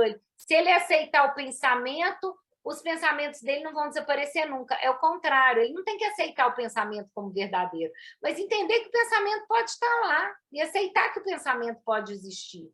Ele vai desaparecer quando ele entender que é normal ter pensamento esquisito e está tudo bem. Porque aí o pensamento não vai ativar ele mais, vai diminuir a ansiedade dele, vai acabar com os pensamentos intrusivos. Então, ele vai desaparecer exatamente se ele aceitar, é o contrário. Só que ele tem ideia de que se ele aceitar, eles não vão desaparecer.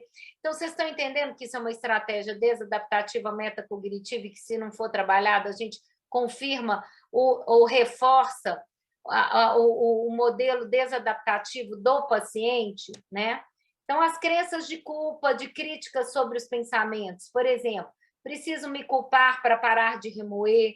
Se eu tenho pensamentos de culpa, é porque realmente eu fiz errado, né? Não, eu não necessariamente. Eu posso até falar, né? Eu não tenho que me culpar para parar de remoer, não. Né? Eu tenho que entender que culpa e remorso podem ser até, de uma certa forma, adaptativa até certo ponto, porque eu reconheço que eu errei. E eu posso ter errado e mudar de estratégia e criar um aprendizado em cima daquilo. Mas para criar aprendizado, eu preciso remoer? Não, eu preciso entender o que eu fiz de errado, modificar e criar uma estratégia diferente para a próxima vez. Então, a culpa indica uma certa responsabilidade, mas eu ficar me culpando no sentido de remoer não contribui com nada, tá? Tá claro, gente, isso daqui? Rê, Ah. O Rodolfo perguntou assim, em um quadro de psicose, como poderíamos fazer o manejo dos pensamentos que não têm coerência com a realidade, como nos delírios, a partir do modelo metacognitivo? Pergunta de novo, na psicose, como é que a gente faz o manejo do delírio? Dos pensamentos que não têm coerência com a realidade, como nos delírios. Pensamentos que não têm coerência com a realidade. Aí, Rodolfo, olha só, quando a gente trabalha na psicose, a gente precisa ensinar, em primeiro lugar, que esse pensamento que não tem coerência com a realidade, ele pode acontecer, mostrando para ele, é a mesma coisa que eu coloquei aqui. Tanto o toque como a psicose, eles são muito semelhantes, né? Na psicose, por exemplo, a gente vai ter os pensamentos, mas a gente vai ter os delírios também. E a gente pode trabalhar os delírios do mesmo jeito que a gente trabalha os pensamentos também. Porque no quadro psicótico, por exemplo, o paciente, na hora que ele vê uma coisa, o fato dele ver já faz ele acreditar porque ele está vendo.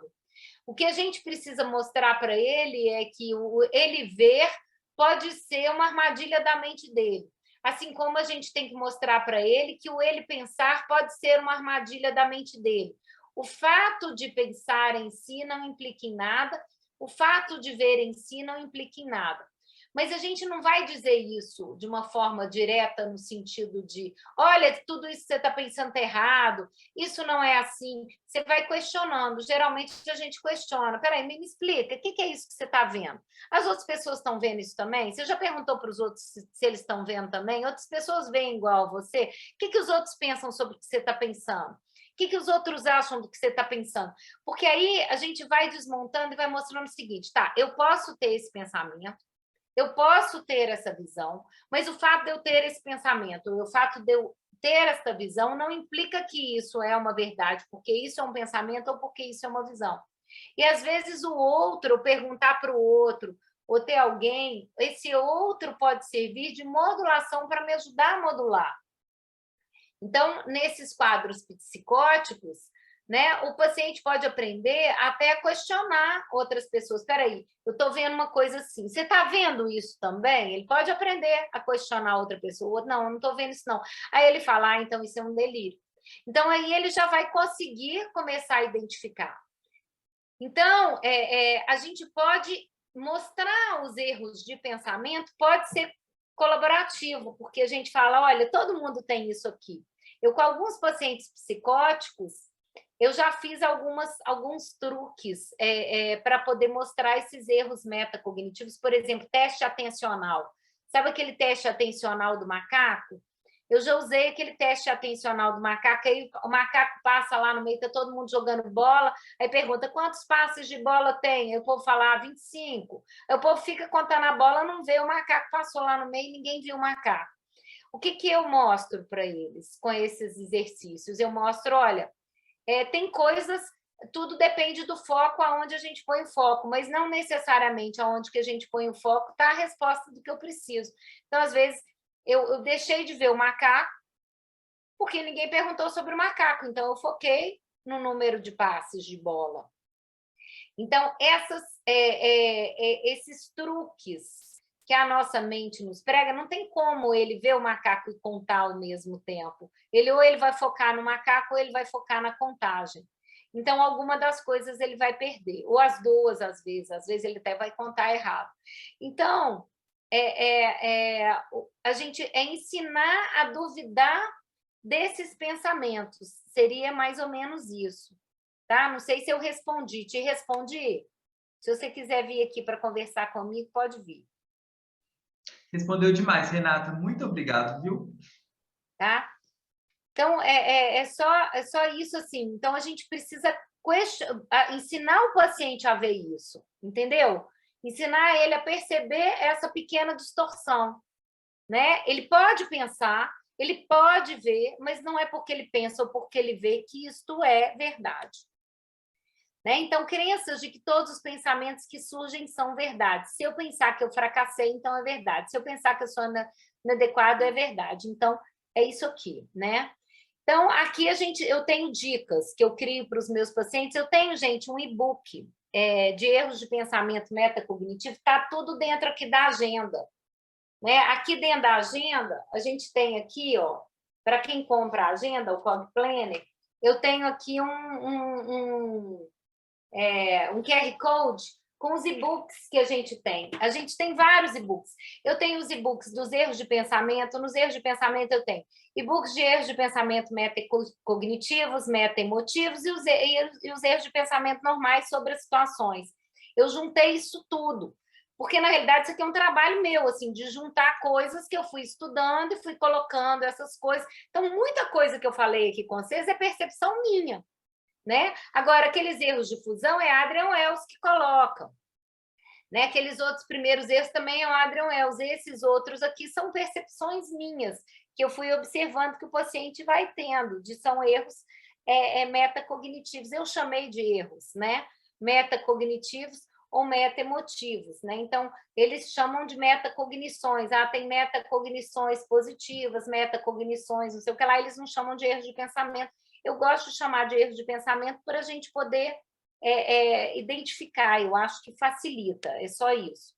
Né? Então, as dicas para ajudar. Pensar não é sinônimo de desejar, pensar não é sinônimo de agir, pensamentos automáticos são reflexos de desejo de premonições, não são reflexos de desejo de premonições, são apenas pensamentos, porque muita gente acha que é premonitório, isso vai acontecer e tal.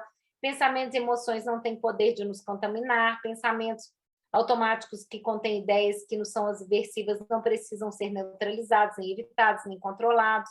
Então, vocês entendem? Olha aqui quantas coisas no toque a gente vai ter. Preocupações e ruminações não precisam ser reforçadas nem evitadas.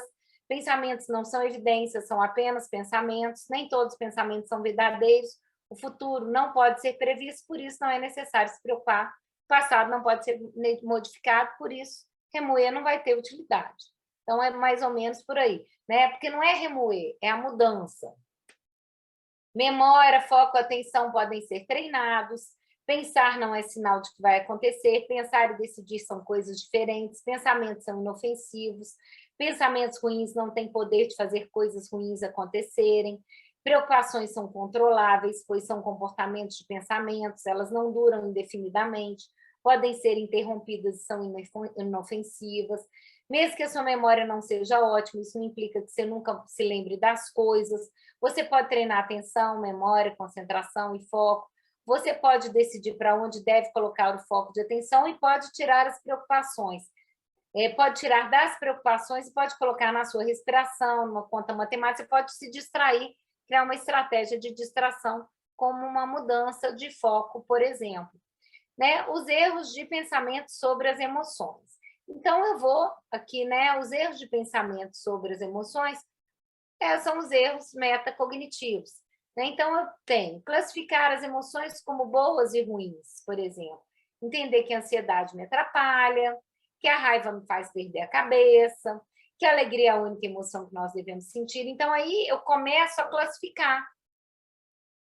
Entender que eu não posso ficar cansado, entender, porque isso pode ser também uma meta-emoção, entender que eu não posso ficar cansado, entender que eu não posso ficar sem energia, desenergizado, entender que eu não posso sentir fome, sentir dor, sentir calor, entender que eu não tenho condição de suportar a dor. Tá claro? Isso tudo tem relação com meta-emoção, tá? Então, fazer julgamentos e críticas sobre sentir e rotular pessoas de acordo com as emoções. Então, ser raivosa me faz uma pessoa ruim, meu medo me faz fraco, porque eu tenho medo de enfrentar. Sou horrível porque eu não sou feliz, tendo uma filha linda e perfeita. A raiva é coisa de homem, homens são grossos, mulher raivosa é feio, homem triste é fraco. Né? Então, tristeza é coisa de mulher, mulheres são sentimentais, homem sensível é fraco, gente muito alegre é irresponsável. Isso tudo, gente, é julgamento. Isso tudo é erro de pensamento. E a gente tem esses erros, muitas vezes, até de pensamentos sociais. Às vezes você vai ver isso. As pessoas, às vezes, pensam isso de forma, às vezes, mais ampla. Socialmente, às vezes, tá? Então, isso daqui são erros de pensamento mesmo, sociais que a gente traz. Colocar regras sobre como determinadas emoções devem ser controladas ou sentidas. Né? Para eu estar preparado para a maternidade, eu preciso deixar de sentir essa emoção. Eu não deveria sentir tanto. A minha ansiedade me impede de agir. Eu tinha que controlar as minhas emoções para evitar que coisas ruins me aconteçam. E depois eu possa me sentir culpado. Então, assim, eu tenho que controlar a emoção, eu tenho que fazer isso, eu não posso me culpar, eu não posso isso, eu tenho que controlar minha raiva, eu não devia sentir tanta ansiedade, minha ansiedade me atrapalha de ser bem-sucedido.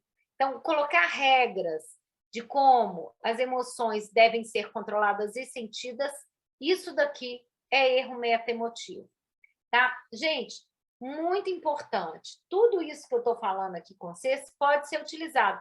Aqui na agenda, por exemplo, eu tenho os erros de pensamento aqui, mas eu tenho, por exemplo, questionamento socrático para ruminação, para preocupação, que são formas diferentes de trabalhar as metacognições, né, e as meta-emoções. Às vezes, o quadro de assertividade emocional que eu tenho aqui na agenda também no início é uma forma de trabalhar meta-emoção com o paciente.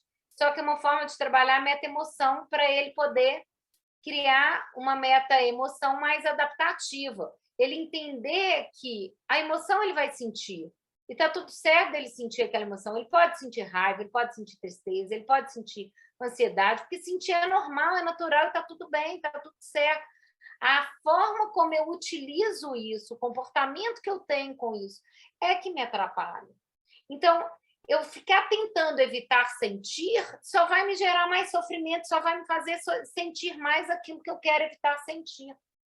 Então, quanto mais eu crio essas regras, pior elas são para mim. né? Confundir emoções com situações, pensamentos e comportamentos. Lembra aquelas fusões? Né? Eu começo a observar, no mesmo jeito, o Adrian Wells fala das fusões com relação às metacognições, ou seja, o ato de pensar em si, mas existe a fusão com relação ao ato de sentir, dá no mesmo. Eles não falam muito sobre isso, mas existe isso. E tem pacientes, os pacientes borderline, por exemplo, eles usam muito isso, eles falam muito. O paciente borderline fala excessivamente desses erros de fusão. Então, o paciente borderline tem muito erro de fusão. Então, por isso que a gente precisa, por isso que eu falei com vocês que algumas coisas a gente ia falar, eles confundem, eles acham que sentir os fará agir e eles acabam, às vezes, até agindo, porque eles acham que é assim, que tem que ser assim, porque é assim que eles fizeram sempre, então é assim que teria que continuar fazendo. Não necessariamente. Né? Enquanto que o paciente de toque, ele tem essa fusão, emoção e ação, e ele não faz, o paciente border, ele faz porque ele entende que ele não tem como não fazer, porque ele entende que isso já faz parte dele. Então, porque os pacientes são diferentes. Tá claro, a forma como eles lidam com essas fusões, ele é diferente. Então, né, a minha emoção me comanda, controla meus comportamentos, eu não tenho controle sobre eles. É bem típico do paciente border, do paciente bipolar, né? O paciente bipolar também traz muito esses tipos de crença, né? O paciente ansioso, sinto ansiedade, então é sinal que eu vou passar mal. Isso aqui é as fobias, né? Pânico. Se eu estou sentindo ansiedade, então isso é sinônimo de que eu vou passar mal. Sentir isso é sinal de que eu vou morrer. Isso que eu estou sentindo significa que eu vou morrer. A crença do pânico, né? Então, é isso aqui. Assim, os pacientes com pânico, eles têm meta-emoção, né? Então, a gente tem também, né? Peraí, que agora... Estou vendo. Confundir emoções com situações, pensamentos e comportamentos. Então, são as outras fusões. Fusão, emoção e pensamento. Essa sensação prova que meu pensamento é verdadeiro. Se eu sinto isso, então isso é verdade. Se eu sinto isso, então sentir medo, ou fusão, emoção, situação. Sentir medo de andar de avião pode ser um sinal de que o avião vai cair. Então, eu sentir o medo é premonitório. Então, não é só porque eu pensei, é porque eu senti. Então, né, os pacientes com toque têm os dois, eles têm as metacognições, eles têm as meta-emoções também. Eles têm os dois. Entender que aquela emoção durará para sempre. Aqui, esses daqui já são os erros do Léry. O Léry já fala, considerar as emoções como permanentes e imutáveis. Né? Entender que a emoção durará para sempre. E que a forma de senti-la não irá mudar, minha tristeza não passa, nunca vou me sentir bem novamente, minha raiva não me larga, por aí vai. Né? Esse daqui é o pensamento de permissão fundamentada nas emoções. Isso é uma coisa que eu percebo muito nos meus pacientes, e por isso que eu pus aqui. Estou ansiosa? Então hoje eu posso comer. Eu estou triste? Então vou beber. Eu estou com raiva? Então preciso comprar, porque eu vou ficar bem. Isso é uma meta-emoção.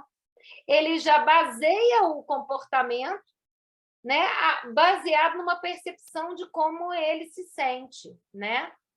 Então, gente, olha, eu estou nessa semana, amanhã eu começo o curso de certificação. O curso de certificação da agenda, eu trago tudo sobre esses e-books, um bocadinho sobre essa aula que eu estou dando para vocês aqui, essa aula, né, vai entrar lá também, vou pôr lá como aula extra, inclusive para depois quem faz a certificação, mas a certificação ela traz uma série de coisas novas e diferentes que eu, ao longo do meu trabalho terapêutico, ela foi ajudando as pessoas a fazer. Então, a certificação começa amanhã, é bem bacana, porque ela é toda online, vocês podem fazer do jeito que vocês quiserem, na hora que vocês quiserem. Então, a certificação ela pode ajudar vocês a terem mais recursos para a terapia, para metacognitivos, metaemotivos.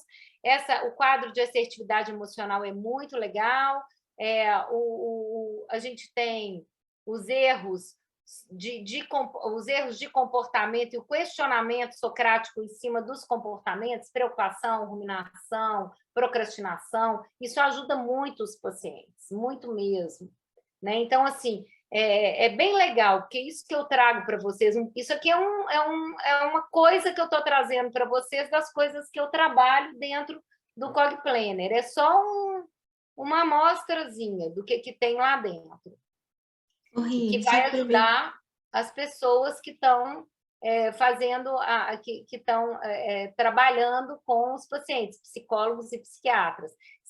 O povo que está estudando também, gente, quem é aluno, se quiser fazer a certificação amanhã, tem desconto, tá? Bem, então, olha só, não ver sentido ou motivo ou significado no sentir, isso é uma coisa muito interessante. Todo mundo quer entender o porquê está sentindo. Então, a gente fica assim, gente, eu não sei por que eu estou sentindo isso. Eu devia estar assim, eu devia entender, né? Eu tenho pacientes, e isso não é só no sentir, não, no pensar também. Eu tive um paciente uma vez que falou comigo, eu preciso entender o porquê eu estou apaixonado. Isso é uma metacognição, uma metaemoção. Eu preciso entender o porquê eu estou apaixonado. Renato, se eu entender porque eu estou apaixonado, eu vou desapaixonar. Aí eu mostrei para ele porque ele estava apaixonado, ele desapaixonou? Não. Né? Porque ele tinha motivo realmente para estar apaixonado, eu mostrei para ele, provei para ele que ele tinha motivo. Fez ele desapaixonar? Não. O que fez ele desapaixonar? Eu mostrar para ele que isso era uma questão de decisão ou não. Bem, aquela moça, vale a pena ou não vale a pena? Isso é uma decisão que precisa ser tomada, né? Então, é diferente. Então, olha, isso é muito interessante quando a gente trabalha isso.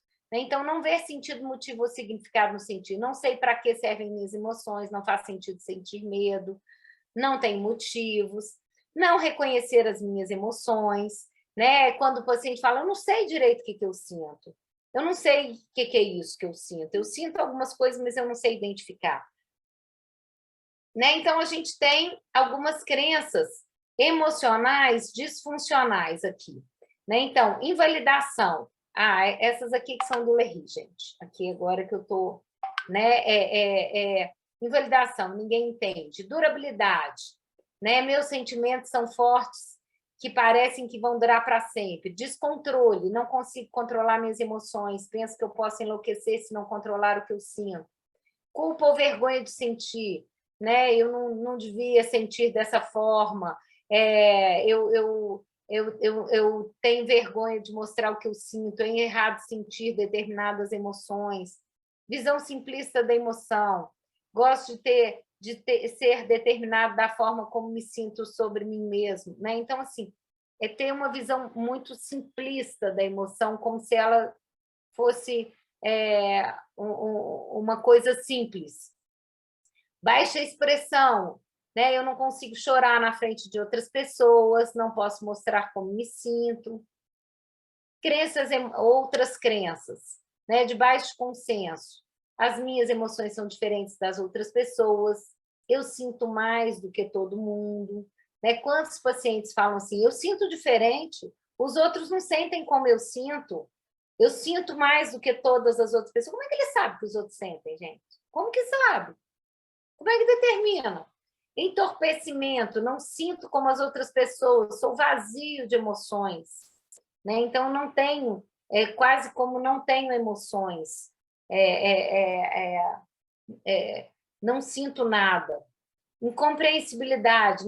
Isso não faz sentido para mim, as minhas emoções me deixam confuso. Racionalidade. A racionalidade é mais importante que a emotividade, a racionalidade e a lógica são mais relevantes que as emoções, né? Então, desvalor, perder o que eu valorizo me faz sentir mal, eu não posso sentir emoções boas se os meus valores forem violados. Então, assim, né, perder o que eu valorizo me fará sentir mal. Então, assim, eu estou ali observando as coisas que eu valorizo ou que eu não o como eu valorizo. Crenças emocionais, não aceitação. Não posso sentir determinadas emoções, devem ser eliminadas, evitadas. Ruminação. Penso excessivamente como me sinto.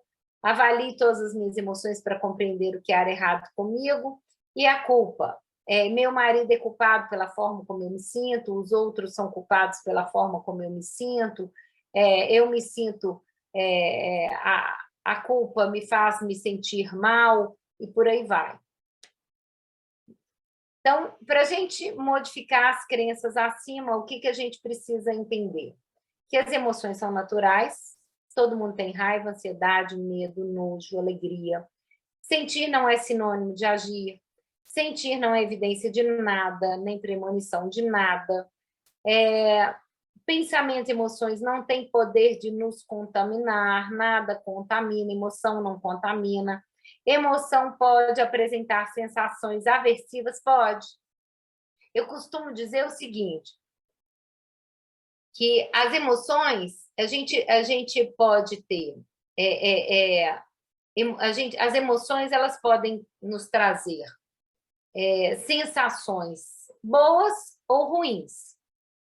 O fato de ser boa não significa que aquela emoção ali vai me ajudar, mesmo que a sensação seja boa. Às vezes eu tenho uma sensação boa na hora que eu estou usando droga. Uma pessoa que é viciada, por exemplo, em algum tipo de droga, ela vai ter uma sensação boa. Então essa sensação boa significa que isso é bom para ela? Não, necessariamente. Então, a gente ter a sensação ser boa ou ruim, ela não determina se isso é bom ou não para mim, que são coisas diferentes. Então, sentir, nós podemos sentir. Eu posso sentir todas as emoções, eu posso sentir frio, dor, calor, eu posso sentir cansaço, eu posso não sentir vontade de fazer, posso sentir vontade de fazer. Eu não tenho que determinar as minhas ações por ter vontade ou não ter vontade, eu não tenho que determinar as minhas ações por sentir dor, frio ou calor, porque isso nós vamos sentir. A gente vai ter vontade de fazer determinadas coisas e que a gente vai ter vontade de fazer e que a gente não vai fazer porque a gente sabe que não é bom para a gente fazer. A gente vai ter determinadas coisas que a gente não tem vontade de fazer, mas que a gente vai fazer porque a gente sabe que é necessário fazer. Então, não é a vontade que determina ou não, mas é a decisão que determina. Então, as emoções podem apresentar sensações aversivas, incômodas, mas não precisam ser neutralizadas, nem evitadas, nem controladas. Pode ficar lá, né? E elas podem ser suportadas, né? A gente pode ter tolerância ao mal-estar, né? Aprender a lidar com esse mal-estar. A DBT fala muito disso, de tolerância ao mal-estar. As emoções não são evidências, são apenas sensações geradas pela química cerebral lá, que está tentando nos gerar algum tipo de alarme para nos ajudar. Não tem nada de errado nisso, né? A minha dica, para te ajudar a modificar as crenças acima, nem todas as emoções têm motivo real para uma resposta emocional. Algumas vezes tem, outras vezes não, né? Se eu sinto medo diante de um assalto com a arma na cabeça, eu tenho um motivo real para o medo. Mas se eu sinto medo, às vezes, diante de uma palestra com um assunto que eu domino, eu posso não ter motivo para o medo, mas ainda assim eu posso sentir medo? Posso, ainda assim posso sentir medo e posso validar. Está tudo bem de sentir medo e que não é porque eu estou com medo lá que eu não vou fazer uma palestra boa, eu só estou com medo porque isso é natural, está tudo certo, tá? Então, sentir e decidir são coisas diferentes. Nossas emoções não têm poder de decidir por nós, apenas indicam que a gente está sentindo alguma coisa, é apenas um alarme. Emoção é alarme, gente. Emoção só tocou alarme. Emoção é inofensiva, né? Emoções ruins não têm o poder de fazer coisas ruins acontecerem. Elas não são premonitórias. Emoções não duram indefinidamente e podemos aguardá-las para passar. Então, aqui tem um bocado da bibliografia, né? Aqui tem, né, os nossos, as minhas redes, né? O nosso site, tem também o YouTube, quem quiser acompanhar no YouTube, as nossas lives e tudo mais. Quem gostou, gente, quer mandar isso para algum amigo, manda lá, fala, olha, gostei disso daqui, indica aí nos grupos, vai ficar gravado isso, vocês podem pegar esse link e enviar esse link para outras pessoas, para amigos de vocês, que vocês gostaram. E fica aqui o convite para quem quiser, amanhã, começar o nosso curso de certificação. Olha só, isso daqui, gente. Aqui. Ó, eu mandei imprimir, tá? Isso daqui, deixa eu tirar aqui do compartilhamento aqui. É só para ver as carinhas de todo mundo, só para vocês verem isso aqui. Vocês estão me vendo, então? Aqui, ó. Isso daqui, olha esse tanto de coisa aqui. Isso tudo é e-book. Tá? Isso daqui tudo está dentro do Cog Planner, está dentro da certificação. Fala os temas, Rê. Hã? Fala os temas. Vou falar os temas. Ansiedade vencendo seu estresse, é um e-book. Erros de pensamento, modificando pensamentos distorcidos.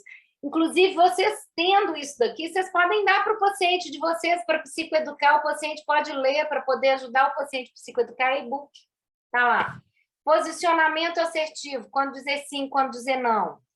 Comunicação assertiva, habilidades sociais na comunicação, tem as regrinhas básicas para comunicação assertiva. Bem legal os passos, as regrinhas, como que eu devo fazer, o que eu não devo fazer, olha lá. Como que eu devo, como que eu não devo. Tudo explicadinho. Higiene do sono, bem-estar. Então, aí a gente vai falar de sono, alimentação, atividade física, mindfulness, a gente vai falar de um monte de coisas que ajudam no bem-estar. A assertividade emocional.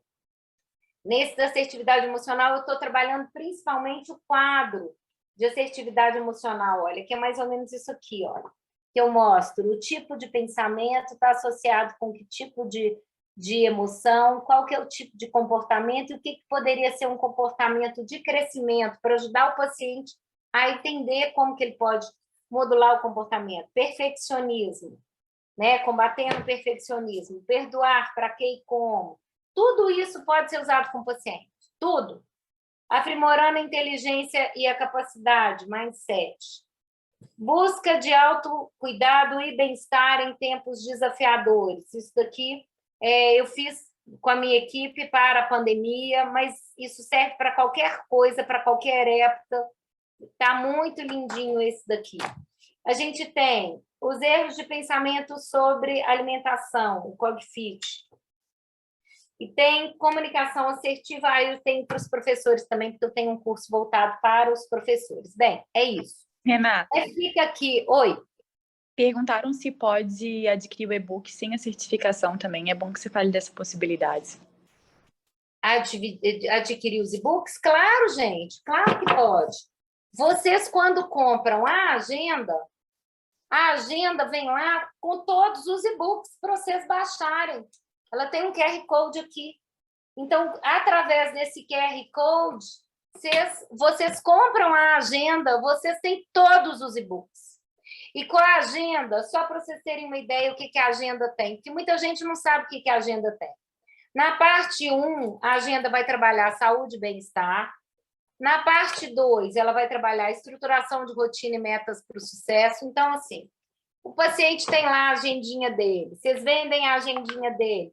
Aí a gente tem roda da vida, a gente tem aqui o quadro de setores da vida para poder ajudar ele a identificar problemas, criar estratégias para solução. A gente tem lista de metas, a gente tem... Então, aqui, olha, tudo isso é coisa, olha. A gente tem,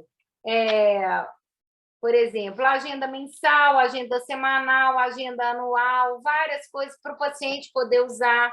Né? Então, assim, é bem legal, assim, ela é bem útil, os pacientes adoram, porque, principalmente, isso dá para usar com os pacientes de baixo controle, que são os pacientes TDAH, bipolares, border, porque eles aqui já tem uma série de recursos para eles utilizarem, e dá para utilizar também com os pacientes de supercontrole. Eles já têm, às vezes, essas estratégias de organização e planejamento, mas eles vão utilizar anotando os pensamentos e tudo mais. Na parte 3, a resolução de problemas e tomadas de decisão, então tem várias coisas. Tem quadrinho para resolução de problema. Então, o paciente tem tudo aqui. Então, facilita demais o trabalho de vocês.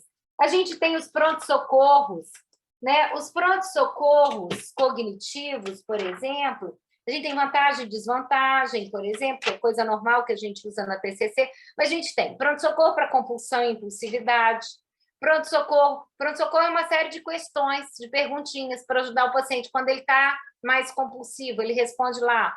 Procrastinação, tem também. Paralisação, esquiva, evitação, desânimo, tem também. Pergunta para cada tipo de coisa separada, para ajudar o paciente na modificação de um hábito negativo. Posicionamento assertivo, quando dizer sim, quando dizer não. Então, assim, preocupação e ruminação. Tem tudo. Tem, inclusive, olha, isso aqui é uma coisa que eu criei. Isso daqui é um fluxograma da tomada de decisão, quando eu devo dizer sim, quando eu devo dizer não, para o posicionamento assertivo, os pacientes que têm dificuldade de dizer sim e não. Então, isso aqui foi uma técnica que eu criei, que funciona, os pacientes adoram, eles começam, olha, já estou conseguindo, fiz aquelas perguntinhas, já deu certo, eles mesmos já começam a fazer e utilizar. Né? Na parte 4, eu vou trabalhar flexibilização de pensamento. Então, eu vou ter questionamento socrático para a tristeza, questionamento socrático para a ansiedade, questionamento socrático para a raiva, para modificar as emoções aqui. Eu vou ter, né, um registro de pensamentos, de emoções e de comportamentos. Então, tem várias paginazinhas assim para o paciente ir anotando. Aí ele traz para a terapia, a gente trabalha isso com ele em terapia. A gente tem desenvolvendo mindset. Então, é um exercíciozinho de mindset que eu criei para ajudar o paciente também, desenvolvendo mindset e crescimento. A gente aqui fala sobre, nas aulinhas do curso de certificação, eu falo sobre a teoria do mindset, tem o e-book do mindset, eu fiz adaptações da teoria do mindset, porque ela é mais voltada para o aprendizado e para as crenças de capacidade. Eu fiz algumas adaptações, porque voltada para pacientes, porque lá eles estão voltados para a aprendizagem, e a gente está aqui voltado para pacientes. Tem forças pessoais da psicologia positiva, as pessoas vão lá no site do Via Character, fazem lá o teste, veem as forças pessoais, podem usar as forças aqui. Então, tem muita coisa, né? E tem, por fim, uma coisa que eu adoro, que as coisas, criando expectativas realistas, diminuindo a ansiedade negativa, que é uma técnica que eu criei para trabalhar com os pacientes ansiosos, que eles adoram, que é diferenciando o que eu tenho controle do que eu não tenho controle, para ajudar o paciente a modificar isso. Modificar a ansiedade, melhora muito, ajuda muito.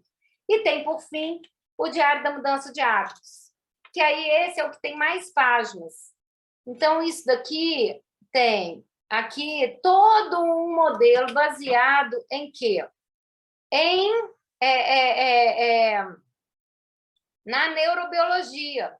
Porque o que acontece? Eu vou trabalhar com planejamento, com organização, com monitoramento. Lembra que eu falei no início daqui hoje, que eu falei com vocês sobre o ciclo metacognitivo da aprendizagem? Eu faço o ciclo metacognitivo aqui para vocês mudarem, o paciente aprender um novo hábito.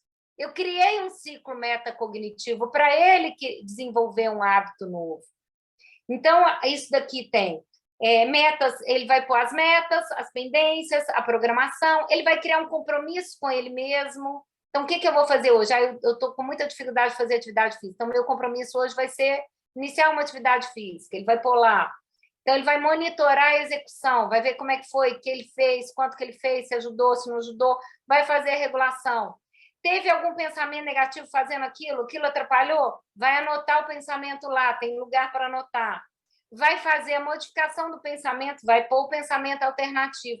E no final do dia, ele vai terminar o dia com o que ele aprendeu, com os agradecimentos e o elogio que ele tem que fazer para ele mesmo, porque ele tem que terminar o dia com coisa boa. Ele tem que terminar o dia regulado. Ele tem que terminar o dia com aprendizado, porque eu não posso garantir que eu vou ser bem-sucedido em todos os meus objetivos, mas eu posso garantir que eu vou aprender. E se eu garantir que eu vou aprender, eu ajudo o paciente a modificar e a criar uma nova conexão. Então, quando isso aqui ajuda muito na questão da plasticidade, da neuroplasticidade, me ajuda a criar um outro caminho. Eu criei um caminho desadaptativo, a agenda vai me ajudar a criar um caminho mais adaptativo, com estratégias que funcionam. Então, eu testei isso daqui com os meus pacientes, não minto, eu testei isso com o público geral, fiz um desafio de 30 dias para ver como é que o povo ia reagir, com aulas curtinhas, bem simples, e 90% das pessoas que fizeram tudo, todos os exercícios, ou muitos exercícios, não necessariamente todo mundo que fez tudo, falou que teve uma mudança muito grande, uma mudança mudou totalmente a vida dele após fazer esse exercício. Então, eu tive um grupo de 60 pessoas que me responderam assim. 90% é muita gente. E mesmo as pessoas que fizeram poucos, ou seja, só deles assistirem às aulas, era 60% ou 70% que tiveram uma mudança muito grande ou totalmente. Então, eles conseguiram, pessoas normais, eu não estou falando nem... Né? Agora, claro, que eu também, provavelmente, ali não ia ter muita gente com transtornos ou transtornos psicológicos. Agora, eu tive muitas respostas interessantes, assim, olha, a agenda me ajudou muito, eu até resolvi buscar TCC, fui fazer terapia depois que eu fiz o trabalho. Muita gente foi buscar a terapia depois de ter feito com a gente esse desafio dos 30 dias, porque eles começaram a perceber como que eles funcionavam e que eles precisavam de ajuda. E eles precisavam de ajuda de um terapeuta. Então, isso não é para eles trabalharem sozinhos. Se ele trabalha junto com um terapeuta, com um profissional, com um psicólogo, psiquiatra, ele vai ter um rendimento muito maior. Então, o meu objetivo é dar para vocês um treinamento sobre esse material que eu desenvolvi, para ajudar vocês a trabalharem melhor dentro do consultório, com os pacientes com transtornos.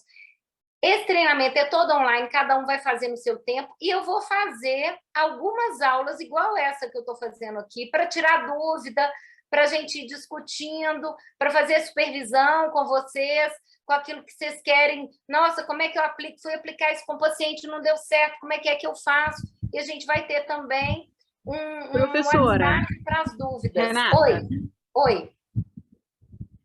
Mesmo eu sendo do terceiro, você acha que eu consigo acompanhar na boa? Porque eu achei muito interessante todo o seu material, toda a sua explicação. Numa boa, porque isso aqui... E eu fiquei muito interessada. Ô, Glauciane, e as pessoas, os alunos, têm um desconto especial. Quem estuda ainda, quem está na faculdade ainda, tem um desconto maior. Então, tem que falar direto com as meninas da minha equipe. Tá? Mas não é um curso caro. Já falei. Não é um curso caro, é um curso que está com preço super legal. As pessoas, como ele é do Hotmart, as pessoas podem dividir. É um curso, gente, que se eu fosse fazer no presencial, eu teria que cobrar muito mais. Aliás, eu já cobrei mais caro nesse curso para fazer no presencial. Então, eu estou cobrando mais barato porque ele é online. E aí a gente vai fazer esses grupos. Quem fizer esse material vai ter a certificação.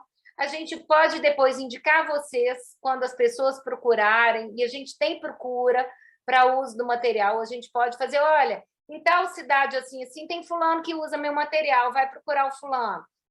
Então, a gente tem isso. E outra coisa, vocês ganham desconto para comprar a agenda e revendem a agenda para o paciente de vocês e ganham em cima disso. A gente tem um curso para o paciente também. Então, do mesmo jeito que a gente tem um curso para vocês com 50 aulas, a gente tem um curso do paciente de 25 aulas, que ajuda na psicoeducação. Então, você quer vender o curso para o paciente, você vende o curso do paciente de 25 aulas, você ganha também vendendo o curso do paciente. E você ganha com isso tempo de consultório de psicoeducação com o paciente já tem lá os e-books todos, ele já tem acesso às aulas todas. Então, isso daqui ajuda vocês a fazer um trabalho mais rápido, mais objetivo com o paciente. Isso ajuda muito, e os pacientes se interagem com o processo, né? Outro dia, um dos colegas que trabalha aqui comigo falou, eu estou usando a agenda com o menino de TDAH, a escola vem me chamar, quem que é esse psicólogo que fez essa mudança nesse menino? Renata, tudo usando sua agenda. Então, é isso, né? A gente tem esses retornos mesmo, as pessoas perguntam mesmo, é isso que a gente vê. Vocês, pela minha aula de hoje, vocês devem ter percebido um pouquinho do meu modelo, da minha dinâmica de dar aula, né? Eu tenho muito tempo que eu estou na TCC, eu faço congressos internacionais e aulas internacionais. Desde 2010 eu vou para fora do Brasil buscar recurso lá fora. Então, desde 2010, eu quero buscar o que tem de melhor no mundo, e eu vou trazer para vocês o que tem de melhor do mundo de uma forma mais resumida. Então, eu tenho um trabalho autoral que é o quê? Que é uma mistura, um pouquinho de tudo. Vocês vão ver um pouquinho de tudo. Vocês vão ver um pouquinho de... vocês vão ver TCC, vocês vão ver terapia focada nas emoções, vocês vão ver terapia focada em resolução de problemas, vocês vão ver terapia, psicologia positiva, vocês vão ver logoterapia aqui, porque até a logoterapia tem aqui dentro do meu material, porque eu sou muito voltada para a questão do sentido, significado, né? O Beck mesmo teve uma influência muito grande de Viktor Frankl, então ele mesmo, nas aulas que ele teve, que eu tive com ele, né, lá na Filadélfia, lá no Instituto Beck, ele mesmo falava em Viktor Frankl muitas vezes. O Freeman mesmo, que era uma pessoa que eu, né, tive um contato muito bom, a gente conversava muito, que era um cara sensacional, que é o das 10 bobagens que as pessoas mais inteligentes cometem. Ele mesmo falava do Frankl muito, porque o Beck levava o Frankl para dar aula para eles lá nos Estados Unidos. Então, Datilho tinha esse. Então, a gente tem que falar do que é bom. E eu trago um pouco de estudo para vocês nesse meu material. Então, eu peguei tudo que tem de bacana e de bom, resumi, criei forma simples, né? O Paul Gilbert, uma vez, elogiou, né, esse meu quadro aqui, de assertividade emocional. Porque o teu Paul Gilbert é da terapia focada na compaixão. Ele falou, olha, isso é de uma riqueza, que é de uma psicoeducação sensacional. O paciente, na hora que ele olha para isso, ele entende. Então, ele já muda ali. Eu já tive paciente bipolar que falou, você me curou na sua primeira sessão, quando você falou que não tinha problema ter raiva, quando eu entendi que não tinha problema ter raiva. Então, você pensa, não é que eu curei a paciente ali, mas ali ela desfez uma cognição muito importante, que foi abrindo caminho para as outras, que facilitou o meu tratamento com ela. Então, a gente vê os pacientes dando esses tipos de retorno, né, e trazendo isso daqui. Isso daqui é muitos anos de estudo, de uma forma resumida, bacana, simples, né? Hoje eu dei só uma amostrazinha do que tem aqui dentro para vocês, só para vocês entenderem o que é esse material. Mas, além disso, vocês podem vender também, virando os certificados CogPlane, vocês podem vender os outros cursos do CogPlane também. Vocês podem vender o CogFit, que é o curso voltado para a mudança de pensamentos para o emagrecimento. Vocês podem vender o curso do CogPlanner para professores. A gente está desenvolvendo agora a agenda infantil e o curso para crianças, que é o CogKids. Que pena que eu não tenho aqui. Ai, gente, alguém tem aí? Eu não tenho aqui as emoções. Vou pegar, peraí, vou pegar. As emoções das crianças que nós fizemos aqui para as crianças. Está lindo, lindo, lindo o material infantil. Tá? Modéstia à parte, ficou maravilhoso. Bem, mas a gente está terminando ainda, a gente está fazendo ainda o do CogKids ainda, a gente está fazendo um protocolo até de atendimento para crianças mesmo, voltado, que a gente tem visto. E as crianças estão sensacionais. Falou, não. E ele já saiu daqui numa boa, porque ele entendeu que o medo dá coragem, ele entendeu que o medo é legal, ele entendeu que o medo ajuda. Então, é entender que não tem problema eu sentir, que o medo pode me ajudar. Isso é muito bacana, e a gente faz isso com as crianças de uma forma muito lúdica, muito legal. Esse material infantil ainda vai sair aí para vocês, mas eu já estou aqui já começando aí já a mostrar, mas vai ser já em breve, já tá pronto. Né? Então, só para vocês terem uma ideia do que a gente está fazendo, tá bom, gente? Bem, alguém quer perguntar alguma coisa? Alguém tem dúvida? O que vocês acharam? Quero retorno aqui. O que todo mundo que está aí achou? Como é que vocês... Se alguém tem alguma pergunta sobre metacognições, meta-emoções, se ajudou vocês isso daí com relação ao trabalho com os pacientes? Olha, eu particularmente sou aluna ainda, estou no terceiro, eu adorei, não conhecia você, nem o seu trabalho, nem a explicação, Aprendi, tive a oportunidade maravilhosa hoje de aprender e fiquei muito interessada no material do curso. Já estou falando com as meninas aqui, provavelmente eu vou fazer sim, tá? Quero te agradecer pela aula. Obrigada. Que bom, gente. Olha só, alguém tem dúvida, quer falar alguma coisa, quer partilhar alguma coisa? Rodolfo me mandou aqui uma mensagenzinha. Rodolfo, te respondi bonitinho, Rodolfo? Beleza? Né? Não, é isso, eu quero ajudar, né? Vocês aí trabalhando. Sueli quer falar, Sueli? Renata. Ajudou demais, Renata. Eu sou aluno ainda. Pois ó. Então, vem fazer o curso e vem ganhar o desconto como aluno já. Sim. Você, na hora que formar, você já vai estar, ó, com os recursos todos já preparados para te ajudar ali, tá bom? Oi, Renata, boa noite. Ei, Márcia. Tudo bem? Saudade de você. Tá bom, querida?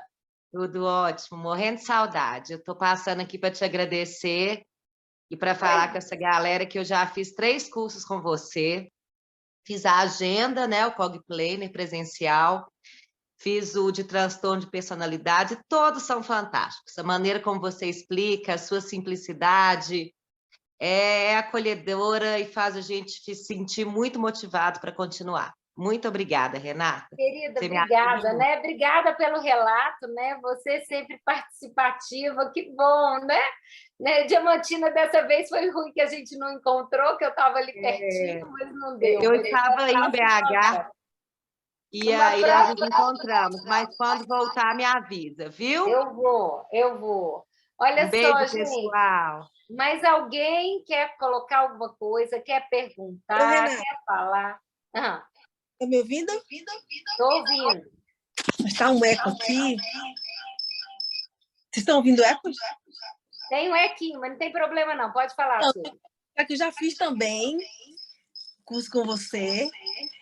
E, assim, eu atendo crianças, mas todo esse aprendizado me ajuda no acolhimento aos pais. Entendeu?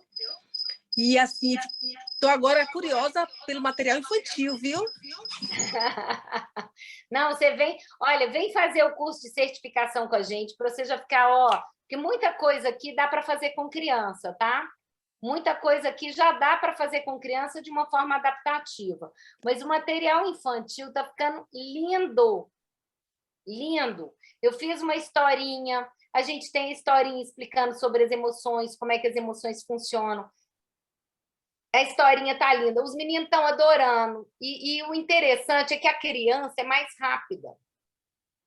Então, na hora que ele entende que a emoção é legal, dependendo da forma como ele utiliza, ele começa a fazer esse ajuste de uma forma mais rápida.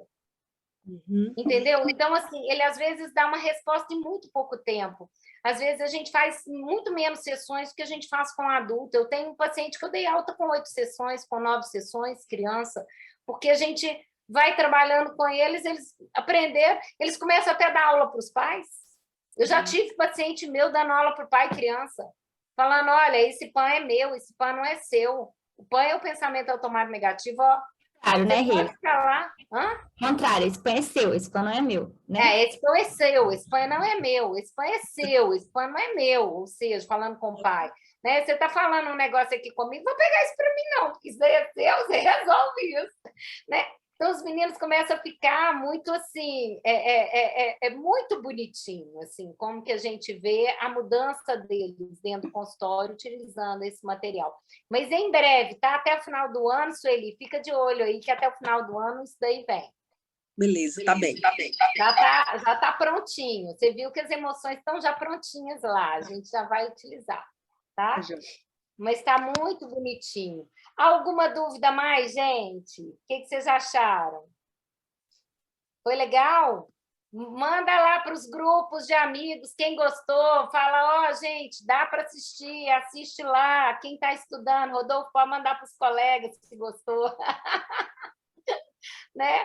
Pode mandar para os colegas quem gostou, e aí chamar outros colegas, e por aí vai. E os psicólogos também, que já fizeram cursos comigo, né? Que é sempre um prazer ter vocês aqui comigo. Eu adoro, né, ver vocês aqui de novo. Renato. Oi. É o Bruno. Ei, Bruno. Então, eu conheci, estou querendo dar um depoimento mesmo, assim, que eu acho que a gente tem que reconhecer e valorizar, né? Conheci a Renata há alguns anos atrás, né, Renata? Um curso de formação, né, que ela deu. Muito bom. Lá no CEAP, anos atrás. Isso, presencial, na época. Depois eu tive a oportunidade, eu escolhi fazer terapia com ela. Nós ficamos em terapia já há algum tempo juntos, né, Renata? Foi mesmo. Então, assim, eu conheço a Renata professora e conheço a Renata psicóloga. E eu super recomendo. Tenho convicção de que você faz parte, assim, da minha formação. Tanto bom, profissional... Fico grata, né? Fico feliz desse retorno, Bruno. Para mim é muito bom isso. Meu foco é muito na neuropsicologia, mas assim, na clínica, a cognitiva, para mim, é o referencial. E você foi a grande motivadora, foi assim a pessoa que abriu, que iluminou o caminho, assim, que eu comecei a trilhar, né? Venho trilhando até hoje, né? Que bom, né? Aprendendo e a ainda, neuropsicologia, né? Com a TCC, elas estão muito dentro, né, Bruno? Sim, elas são muito amigas.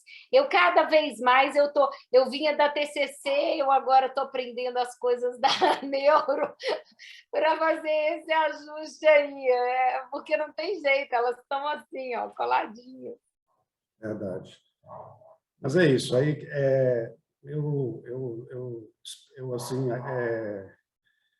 eu sugiro assim aos colegas e aos futuros colegas também que possam aí continuar aí acompanhando a Renata aí, que é o que vocês estão vendo aí, essa energia, essa vibração toda aí e muito conhecimento. Parabéns aí, Renata, equipe. Obrigada, querido. Fico feliz com o seu feedback, né? Muito obrigada mesmo, de coração.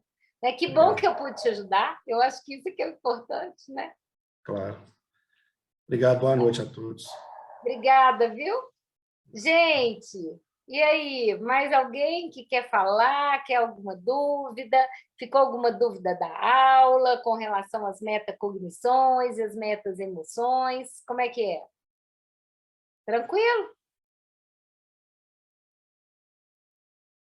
Então, pronto, vou encerrar por aqui. Foram 2 horas no final, que nós ficamos juntos, terminando 10 horas, né? A minha intenção era fazer 1h30, porque eu sei que 1 hora eu não consigo, porque eu sempre gasto mais tempo. As meninas que trabalham comigo já falam, olha lá as cabecinhas balançando. Todo mundo. 1h30 atrás, a Melanie perguntou assim, então, que horas que normalmente costuma acabar? Eu só respondi assim, minha filha? Pode ficar calma.